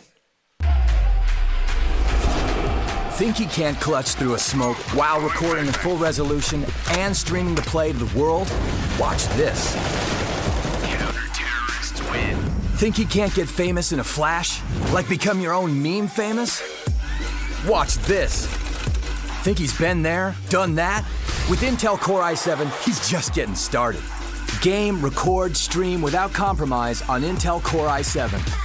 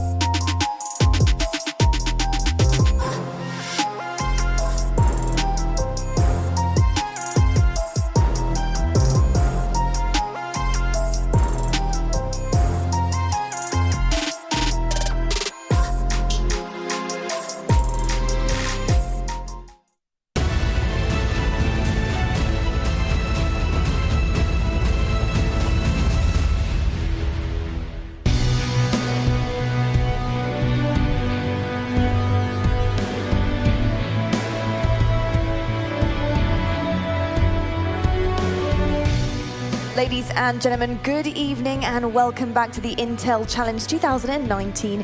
We are live still here in Katowice, bringing you all the best CSGO action across our semi-final. Now, we have already had our first semi-final underway. If you've missed the action, we had CLG taking on Assassins, and CLG have progressed into our grand final for tomorrow. But now we have our final two teams. We've got Besiktas and we've got Dignitas battling it out for that final spot against CLG tomorrow. Now, I'm not alone up here on the desk. I'm actually with two best in the business analysts, and I've said it all weekend, and I'll keep saying it up until tomorrow, until it ends. I've got Ms. Harvey and I've got Potter here. Amazing stuff we're seeing from some of these teams. I feel like they've really turned up. I mean, I did watch the Intel Challenge from last year as well, but I just feel like it's progressing. Everyone's getting better and better at their game. And I mean, I think the sky's the limit here in terms of the female scene in CSGO as well. But I just want to talk about what we've seen gameplay-wise over the weekend so far. I mean, are you impressed with how all of the teams are progressing, the roster changes that are being made, and some of the team cohesion that's going on? Well, we knew that this was going to be probably the most competitive Intel Challenge ever, with so many talented teams, and I want to say new mashup. But you know, you see that on paper, and you never know if it's going to translate to the game. And thankfully, it's happening. We have 2 BO3s going to 3 maps with probably some of the best female players in the world today on this stage, and tomorrow there's only 1 spot left. And honestly, at this point, I have no idea who it's gonna be. These games are pretty close. Definitely. And Potter, obviously, you know, you've been around for such a long time in the scene yourself, playing for a number of years now, as well as Miss Harvey. I mean, we have so many young players here, so many young, talented guns who are on that stage and playing today, as well as tomorrow now going in. I mean, CLG, we're looking at Emmy. I mean, she's still in school.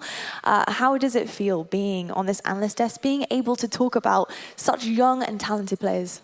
It feels great, you know. I mean, Steph and I have been here since the beginning, and watching the progression of the competition and the progression of the teams and just individual players has been really fantastic to watch. And as Steph mentioned, this tournament has been the most competitive. These matches, I believe in the years past, we've always had an underdog team kind of upset a team coming into out of group stages. Some favorite team didn't make it out of groups, something went wrong. This tournament, the 4 teams that we all expected to be in the semifinals are in the semifinals. And these series have definitely been delivering. Oh, most definitely. And we've got another one yet to go here. We've got another map on the cards. We've got Inferno as our deciding map. Now, before we get into it, I do want to jump straight into gameplay, but I want to know what your predictions are. Yep, I'm going to put you on the spot, guys. Miss Harvey, what do you think? Yeah, I'm going to go with what I said, just because I wouldn't feel true to myself if I were to switch here. Go for it. I'm going to keep going with Dig, but I really like the way Besiktas is playing. It's actually impressing me a little bit. It's a matter of seconds sometimes, and the rounds are super close. There's a lot of rounds that could have gone either way.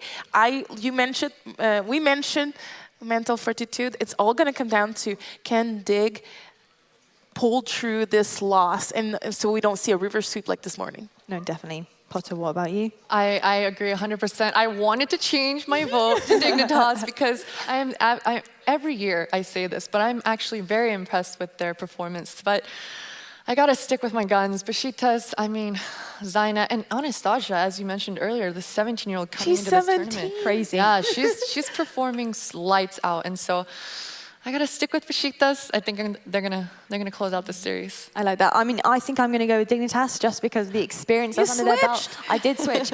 I mean, looking at the way that they actually handled that game, considering they actually did lose, but it was so close and they were able to keep pushing forward, which I think I admire, and I think that's great. And I also think they're just gonna switch this round. So we're gonna go over now to your final map, which is Inferno, and this is gonna be casted by the wonderful Tom and Jackie. Well, everybody knows the switches get stitches, so Lottie's in a little bit of trouble after that one, especially if Besiktas now go on to win, because she has flip-flopped, and I'm not a fan. You know, I'm sticking with Besiktas. I don't actually know who you went with from the beginning. Did you say anyone? You can just say now. No, see, yeah, that's the point, right? Is now at this point, and then wait until the end of the series and go, well, I said Dignitas would win the whole time, Tom. So that's just the storyline I'm going to build, because big if true. Yeah, that is. Yes. You're the mastermind of this operation. That's how it works. You just allude to the idea of potentially saying someone, but never actually say the name. Yeah, I like how you used elude and potential. That's a different roster. Oh no, what's happened here? There are some imposters. Maybe it's the person who's doing the YMCA in the background. It very well could have been.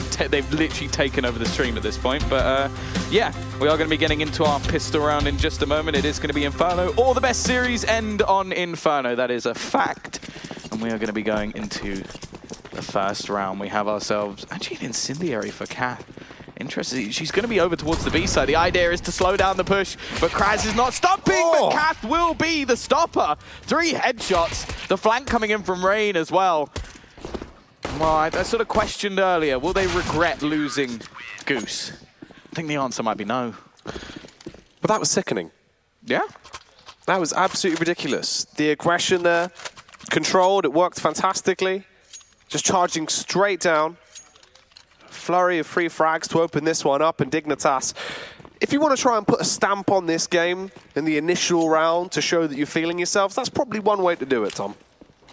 Yeah, fantastic start from the CT side, and I think that's always so beneficial on a map like Inferno. Like other maps, you can get away with a sort of weaker utility. Inferno's not really one of them. You want to try and gain banana control as often as possible, or just mid, just the whole of mid. Milk looking to put her stamp on this one. Zaz will at least be able to get one. Hit a couple of dinks along the way, but that'll be all. Dignitas, they've got themselves the second, but now the buy comes back in the early buy. No chance for building up bonus round money. This is going to have to be the full investment in from the CT side. They will win the utility battle at least, but in terms of weaponry, they've still got a couple of SMGs in there, MP9, MP5. Definitely not ideal. But on Inferno, again, it's a map I think you can make those work. Okay, Emily, straight down middle. Looking to take the fight straight away. They're showing no respect at the moment to Besiktas. They want to take these fights early on. Reyna's to try and defend off her teammates, and, well, that hasn't gone too well. Juliana will actually fall. She had the spot, had the positioning. Molotov going to be thrown in, but extinguished by the smoke. So bomb still retrievable. Artstar wants a little bit more off this one, but will be mollied off herself. Still a little bit of a battle for middle coming in. Rain now finally looking to aggress, and that'll be a freebie kill for her. Missa left into the clutch, and what started so fantastically well for Besiktas in the early battles has swung into a disadvantage for Missa. 1v2 is entirely possible. Just depends what's going to be offered to her. She begins to reposition around. Can recover the bomb. She's got 45 seconds on the clock. Spots out the player towards top banana. Can't quite get the shot off. Artstar still defending strong. Chucking the Molotov down. This actually does force her hand ever so slightly. Couldn't quite get the connection with the AK there. Tom Artstar with the AUG, able to overthrow, closes it down. That's the first 3 rounds picked up relatively quickly. They've been pretty damn fast-paced. Yeah, no, a very aggressive plays coming out from Dignitas over the last few rounds that I think have caught Besiktas off guard. It's not normally they're the calm, collected roster until they're sort of in the lead. Then they start to get a bit audacious. We saw that on the CT side of Overpass with their pushes, but they've been aggressive from the very beginning. And I don't think Besiktas are used to teams playing like this against them. Normally, they're sort of earned respect from what they've achieved in the past. And maybe this early kill coming out from Petra might earn it once again. The aggression of Artstar this time not working out.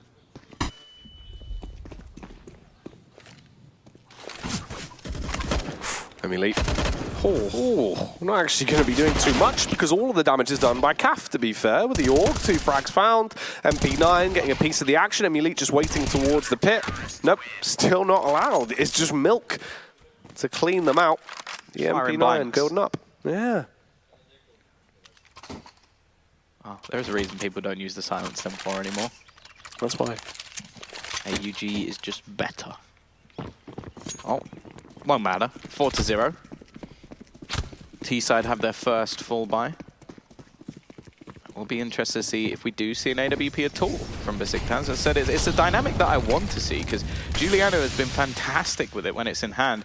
She was a big part of the comeback on Mirage on the CT side. Now, obviously, there are players who just don't really like playing T-side AWP, but if they do continue into this detriment further, would it be worth getting it in? Artstar. Strong position, Giuliano around the corner, but it's going to expect that Emily. That is covering your teammate to perfection. There will be a couple of trades back, and actually those are both kills on beat. The problem is, Zaz, she'll be there to take control, but Petra's too far away to get the bomb there before the rotation will come in. And that's why I think she's being a bit more patient. She's waiting to see if she can catch anybody going through mid. Zaz also going to be pushing, but Kath is more than aware, homed in with that AUG. To get out of this position, Zaz has to pull off something impressive and just isn't going to be able to do it. Kath does go down low, but now Petra's going to push towards the opposite side of the map. And R-Star was waiting patiently. Great round from Dignitas once again. 5-0, and the crossfires from them on Inferno so far have looked deadly.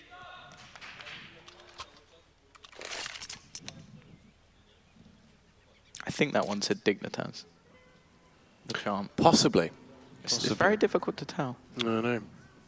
It is. It's, you know, you don't quite get the full impact of it, Tom. Or if we're talking about impact, Kath doing an awful lot of damage in terms of her ADR right now. We around 135 ADR. Has been very effective. We also see Milk there, top fragging for Dignitas at the moment with 8 kills to her name. And they have been putting out all the stops already into Inferno. 5 rounds picked up on the trot. This pause coming through. Besiktas talking about this. You can see Weber being quite vocal now, giving his opinion on what they need to switch up, how they need to change things, and really getting involved with the team, as they need that insight. They need some kind of changes already, as you can see the cracks are starting to show. Well, interested to see what they actually opt for in this round. They do have enough to buy. Won't be able to get an AWP into this round unless, of course, it's Glass Cannon, and I highly doubt that's going to be brought in. They don't do it normally, so...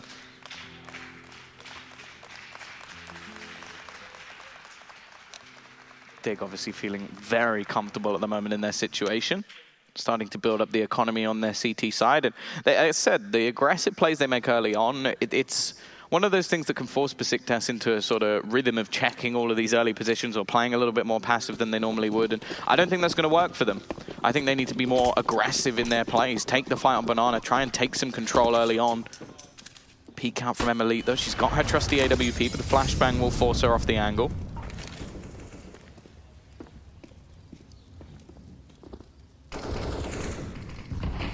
Initially, though, not going to be any real engagements. And that is something to note, that a lot of the early fights that have come in have gone Dignitas' way. So maybe a slower, more passive round without losing that early pick may actually help out Besiktas a little bit.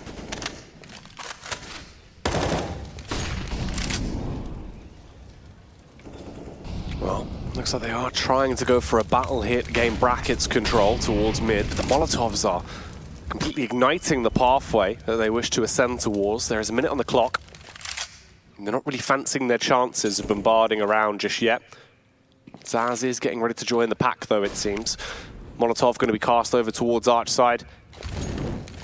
Down to the last few trickles of utility, which is 2 smokes. Well, 3 smokes and a flash. However, they deviate back round towards Banana. They wanted to go towards the B side, but look at the play. Rain and Cole have already pushed their way down, and Rain is still allowed to just continue this madness. 2 frags picked up. She is slaughtering them, Tom. And, well, she's turned the round on its head. The T side still looking to play over towards this B side. They know that Rain was low, but they've already rotated. Another in the form of Kath, boosted up, should at least be good for 1. Is going to be making the push forward, leading the charge. Giuliano alongside her. Rain will be isolated, but there is Kath, and that's the bomb down. There's only 8 seconds left. Giuliano has to go for the plant here, and there's no time. Already lost the round. It won't matter that Rain eventually falls, and if Giuliano dies after time, she'll be left for just $650. She has to try and survive at least.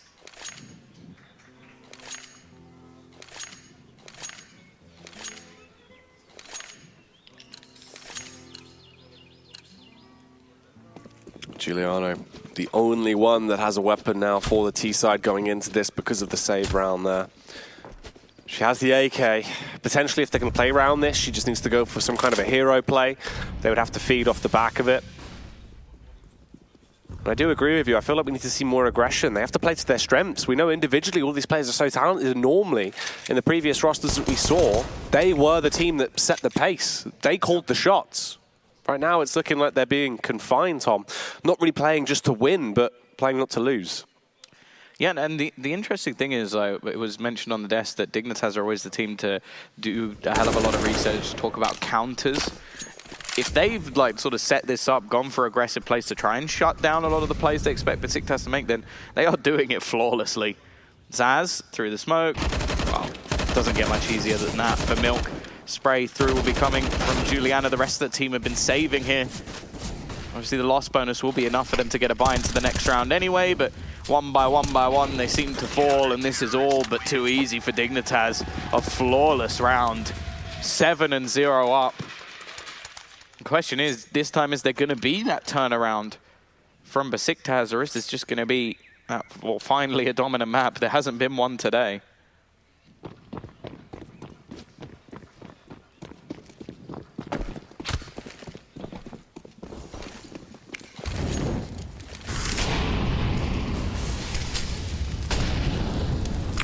Zaz forced to use the smoke there. Actually didn't spread fully, so she's all right for the meantime. She'll be able to just sit in the position that she wants to. But they're pushing down. Deep banana control coming into effect. Zaz, if they don't clear the angle, actually caught. Ow. Rain! How has she survived this? Caught fumbling with the nades there. Should have gone down surely, but instead, they're still able to get out of there with the minimum of a trade. It's not the best case scenario, but it's by no means the worst. I think there's a Rain picture painted in bullets on that wall behind her. Nice shot from Kath. Trade back from Giuliano, and actually, Graz will be able to do the same. Back into a 2 versus 2 once again. Dignitas have been so good in these clutch situations, and every time they get a bomb site, the bomb is so far behind. It's going to be a long rotation back.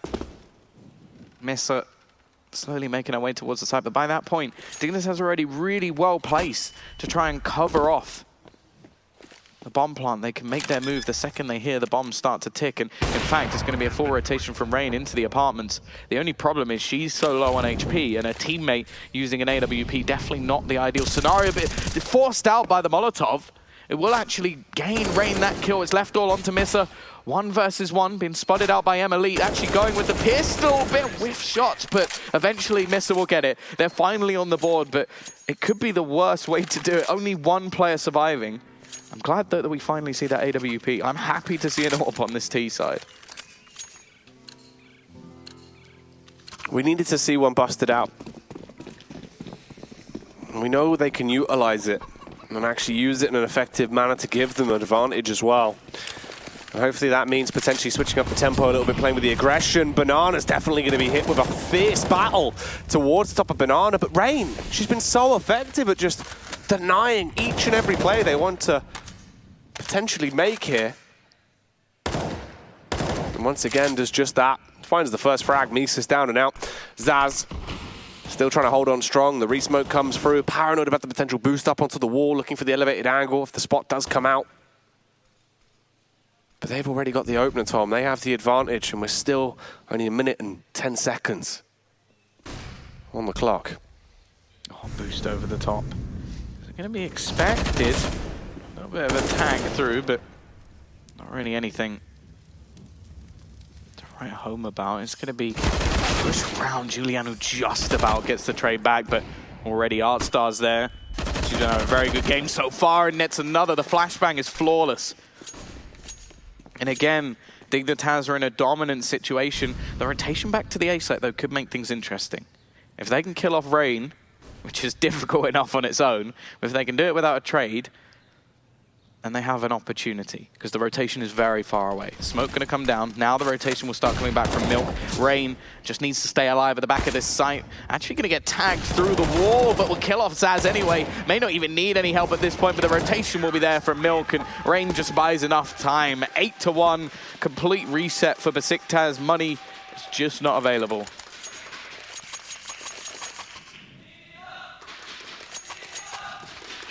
Now you can hear what they're chanting, Tom. It's Besiktas, right? Yeah, it's Besiktas. Everyone is very, very excited for the underdog team. It is going to be, I imagine, another pause. Yep, Besiktas calling for Weber's help. Will he provide?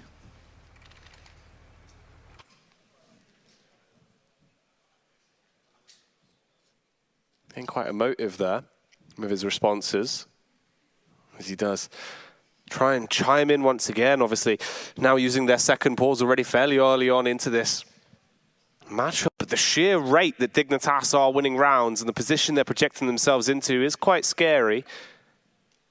Trying to keep themselves warm, keep themselves composed as well.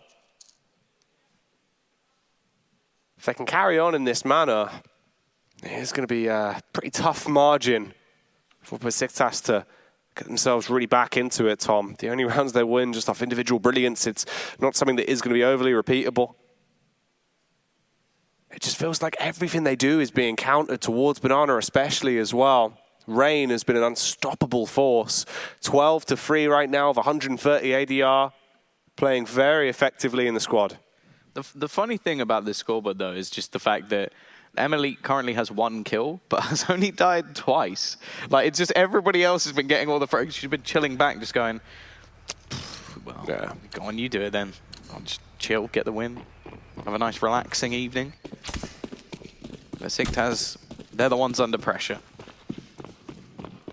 Buy will come in. It's not a particularly good one. Obviously, they've just been completely reset. They're going to go for a fast play in towards the B site, the old faithful rush B, and they are being cooked. And actually, the flashbang's absolutely perfect. Milk's bypassed almost everybody. In the meantime, her teammates fighting on the site. Milk comes back in from behind. Even still, the T's have the opportunity to get the bomb down. Elite has rotated in, maybe finally needing to actually do something in this scenario.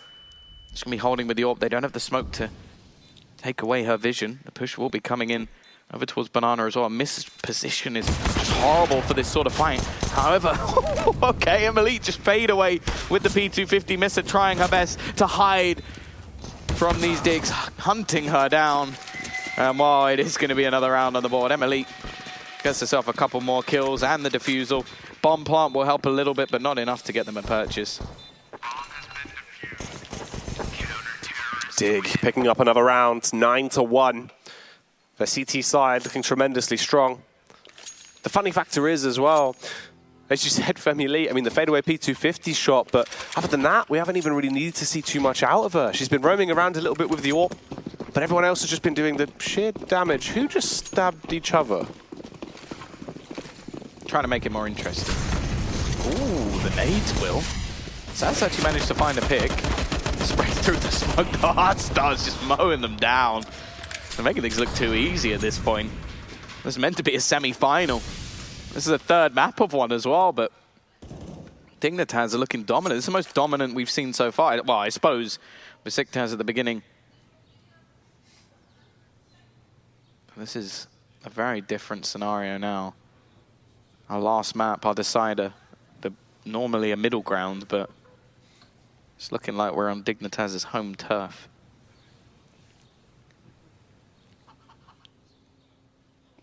Oh, the Deagle spam picking up 1. Leaving Misa on 24 HP, Tom, in a horrible predicament. 55 seconds left on the clock. I mean, there's no real reason for the aggression to even come through from the CTs, but they are exposing themselves and potentially offering up this round. You've got 45 seconds. It's a 2 versus 1. There's no reason to do anything too bold. And luckily, Rain just holding the angle will pick up the frag and put Misa to bed. And a 10-1 scoreline now. Well, even still, not bad for an eco round. It won't do too much, realistically, to the Dig economy. They've still got plenty of money left in the bank. Started to dwindle on a few players, and maybe after a round or two, they'll be able to get back in. But the only thing that would happen is if we do see a repeat now, with Dignitas falling asleep, but at the moment, well, let's have Elite just to peek into middle, finally pick up a kill with that AWP. Well, she's just going to start going to town on them as well. It seems like she was just having the kills stolen away, because that is a triple to start off this round. If you weren't bogged down before Besiktas, you definitely are now. Giuliano will manage to get one from the pit. Looking for the second, but just can't connect the shots. Everybody on Dignitas just going ham at the moment. Not a slacker on the server. and just nothing going right for Besiktas. No, it's just been back-to-back mistakes for them, really. And even when it seems like it's the correct play, Dignitas just have a trick up their sleeves or some kind of extra oomph going into it. Early bit of damage done onto Calf, but that's probably about it, really. Looking like they might just try and go for an abs burst into this round. Try and attack towards the A site. They've got one smoke, one flash. Try and make the most of that. Saz will be setting up with a utility, and Calf will be setting up to just collect some heads here. Very well placed for this. Oh, actually on the scopes. Doesn't seem to matter. Already going to get herself a triple kill. Eventually will be closed out by Giuliano. But Artstar is still the rock of this side. 16-3 at the moment. Hasn't even had to break a sweat. 12-1. What has happened? Madness, Tom.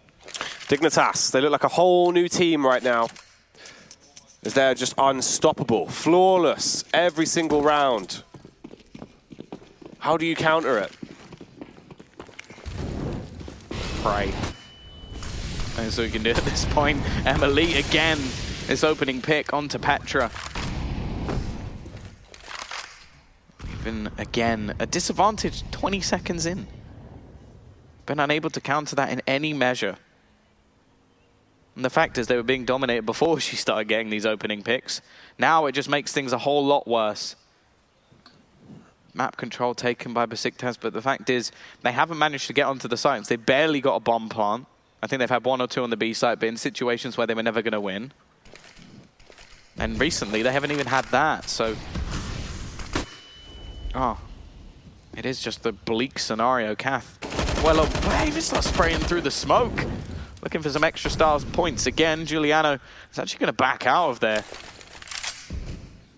Starting to feel the pressure, and we got a bit of a boost in on the B side. Still trying to be dynamic. T's making their way up through Bernardo. They are going to hit towards this side. Now they do have a 4v2 on the side, but Milk should at least be able to get one here and will. Second player will be burned out of position. Smoke gonna have to go down. They should know that Rain's here after the smoke drops, but in fact, she's still gonna be surviving, and that's the big problem. They just don't seem to be able to clear her without her doing so much damage. It's left all on to Kras. 1v3. Bombs down. Time's ticking. Hungering. She's itching to pull the trigger.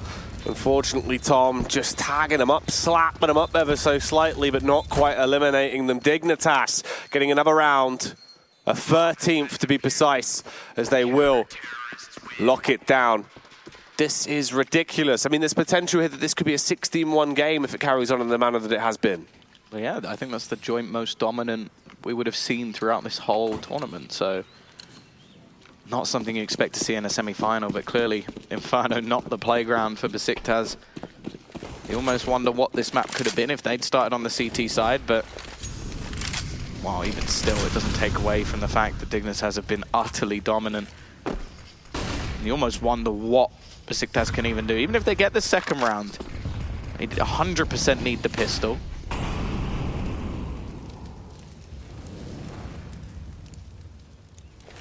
Well, I'm going to see. Push coming in towards A. Look how passive Dignitas currently sit. All the way back towards the site. They know that their crossfire is just going to do the work for them. Those AUGs have been deadly. Artstar has been fantastic. Kath as well. It's hard to really pinpoint a winning factor other than every single player just doing the damage. Emily with uncharacteristic miss, but it won't matter. Milk's there, and then she chimes in with a second anyway. One by one. Besiktas topple. They're not even going to get a single kill. 14-1. The crowd favorite, it seems, as Dignitas are just blowing them away each and every round. Nearly impeccable there. Almost a completely flawless half off the back of what can only be described as a very demoralizing pistol, I'd imagine. just the manner it was won, Tom, and they've gone from strength to that point as well. So Dignitas looking like they're going to try and close this out. If they take the pistol here, and they're really going to need some assistance on the side of Besiktas right now, as it's just not working out for them. Yeah, it just looks like Dignitas have hit their championship form right at the perfect moment. Obviously, the grand final ready and waiting for them. Their domestic rivals in the final as well. Would have beaten anybody who would have sort of doubted them along the way. The people that would have sort of said, okay, yeah, no, Besiktas coming back, looking to try and regain their crown. Well, okay, you had a first couple of maps really close. This one has been utterly dominant. Now, we've seen very strong CT sides so far from both of these teams, but this is one hell of an ask. Just mentally. Like, you could see the difference between the two teams. Dignitas laughing, getting ready for the next, and Besiktas just looking absolutely decimated. Just sat there, no smiles, nothing. We'll see if they can turn it all around. It comes down to this. The pistol pretty much decides the game. I'm only going to have 2 players over towards A. Potentially having a bit of a read, hoping that it would be a B onslaught. Instead, it's the A attack that's coming through. They're not going for the wraparound arch, however, they're straight charging towards the site. Petra gets one, but the response from Milk is sublime. Zaz playing for the balcony. Decapitates Calf, is able to fall back. They do have the advantage, but Artstar has other ideas in mind. Trying to punish the wall. Will only get 2 before she turns her back and leaves herself susceptible to the attack. And it's now just a 2-on-2, Tom. Zaz, can she save it? She's going to try and peek back in. Does manage to connect onto one, but Milk will trade it back instantly. It's the firefight between the two. Neither able to connect the shots into the last few seconds now. There is a kit, of course, but needs to get the kill, and Milk will pretty much end the game there. 15-1. There has to be a force buy, of course, from Besiktas.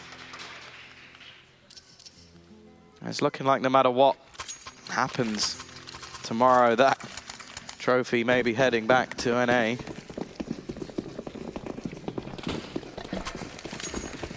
The only team that can do anything about that is this Besiktas one sat in front of us right now. A 14-round streak needed. They got themselves some SMGs. Alongside a couple of pistols, and the AKs in the hands of Artstar and Milk. It's not out of possibility. Besiktas could win this force buy. We've seen a lot of force buy rounds won by either side in this battle. The question is, even if they can, are they going to be able to run back the amount of rounds needed? Now, they've taken down Kath. She's normally the player lurking on the other side of the map, so the read should be in that this is going to be a play in towards B. Ooh, Rain going straight through CT. They're trying to go for the wrap background runes. They're spotting out the CT players, tagging them up, and slaying them to boot. Artstar, another double kill. Milk with one onto Misa. All of a sudden, Tom, they're rotating away. They're scurrying out of there. They've been able to wrap off of the site. And just to rub salt into the wounds, they're going to plant on the A site as well. They're actually going to go all the way back and plant deep. Give them that position from pit, which is so effective with those AKs. Zaz going to go on the 4 rotation round through apps. Definitely the right call to make, but will she expect 2 players to be within this pit? Crass as well. Just trying to make her way around short, but that's going to be so difficult with the AK ready and waiting. Spamming her down to just 22 HP. Zaz will peek out, but she can't do anything either. It's looking like it's done. I think we have our finalists as Kraz will fall. It is going to be all North America in that grand final. And that's where the trophy's going home ultimately. Besiktas just couldn't do anything against the reigning champions when it came to Inferno. Madness, Tom. The manner in which they've done it as well, a 16-1 scoreline where they just sawed their way through, securing their spot into the grand final. So many huge plays that just set them ahead. And if you think of how evenly matched both of these two teams looked at the get-go, at the start of the series, for the way to finish how it did, I don't think anyone saw that coming. Well, the other thing as well, you have to note for Besiktas, obviously going out now, they were winning convincingly on overpass. And then it just came all the way back. I feel like that might be something that haunts them when it comes to, well, tonight, tomorrow. Obviously, they're just going to have to take it gracefully. As Dignitas, the reigning champions, they make it to the grand final. It has been a bit of a bumpy ride, obviously losing a map during the group stages, but they are now going to go and face off against their domestic rivals, COG Red, and, well, it's going to be one hell of a final. Yeah, it will be indeed. They've displayed some amazing stuff up to this point, and I can't help but think it's only going to get better and more pristine the deeper we go. That best of 3 tomorrow, Tom, will definitely be one to keep your eyes on, I'd imagine. Yeah, no, and especially just the way that each team has done it, like with comebacks, with like the ability to win these sort of scrappy rounds. We've seen a lot of individual skill, different players battling off against each other. I think the AWP battle tomorrow is going to be fantastic, obviously versus Dai and Elite. But either way, we are going to be handing it over to the stage. We've got an interview with Freya and Dignitas. Thank you so much, guys. Yes, I am here with the champions of that match, Elite. How does it feel as the defending Intel Challenge champions to be heading to the grand finals once again? It feels good because we work really hard all year long. We have so many sacrifices that we do every day. And, you know, coming into here, we tried to have not much pressure, and we're playing as if we've never won before. So talking about those sacrifices, what were your preparations coming into this match in particular? Well, we play online all the time on ESCA League. We boot camped at the Philadelphia 76ers training complex.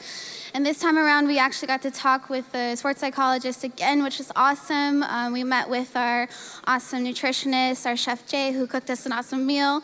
We also learned exercises that helped us with our jet lag. So we're just really prepared for this event. Before I talk about that incredible win on Inferno, I'm just going to go back to the first map, Overpass. You had a little bit of a slow start on that T side. What were the issues you were facing there? My team's kind of known for having a slow start. I think we just had to get warmed up and get the ball rolling a little bit, and once we did, you saw the result of that. So exactly. Where did you find that momentum from? What was that turning point, especially on that Overpass to go? And you only gave them, I think, 1 round on that CT side. That was pretty incredible. Yeah, well, our coach, X33, he's really good at giving you that prep talk that you need. If you're down a little bit, he'll give you that extra boost of motivation that you need. So he really took a big part in that, and everyone's comms was really good. We were supporting each other if anyone was down and high-fiving every time. So just a good teammate morale. Because I could hear you guys, you were hyping each other up. It's really lovely to hear you guys just boosting each other's confidence in between maps and in between rounds. So what was that mentality like coming off that loss on Mirage into Inferno, where you just had that incredible 16-1 sweep?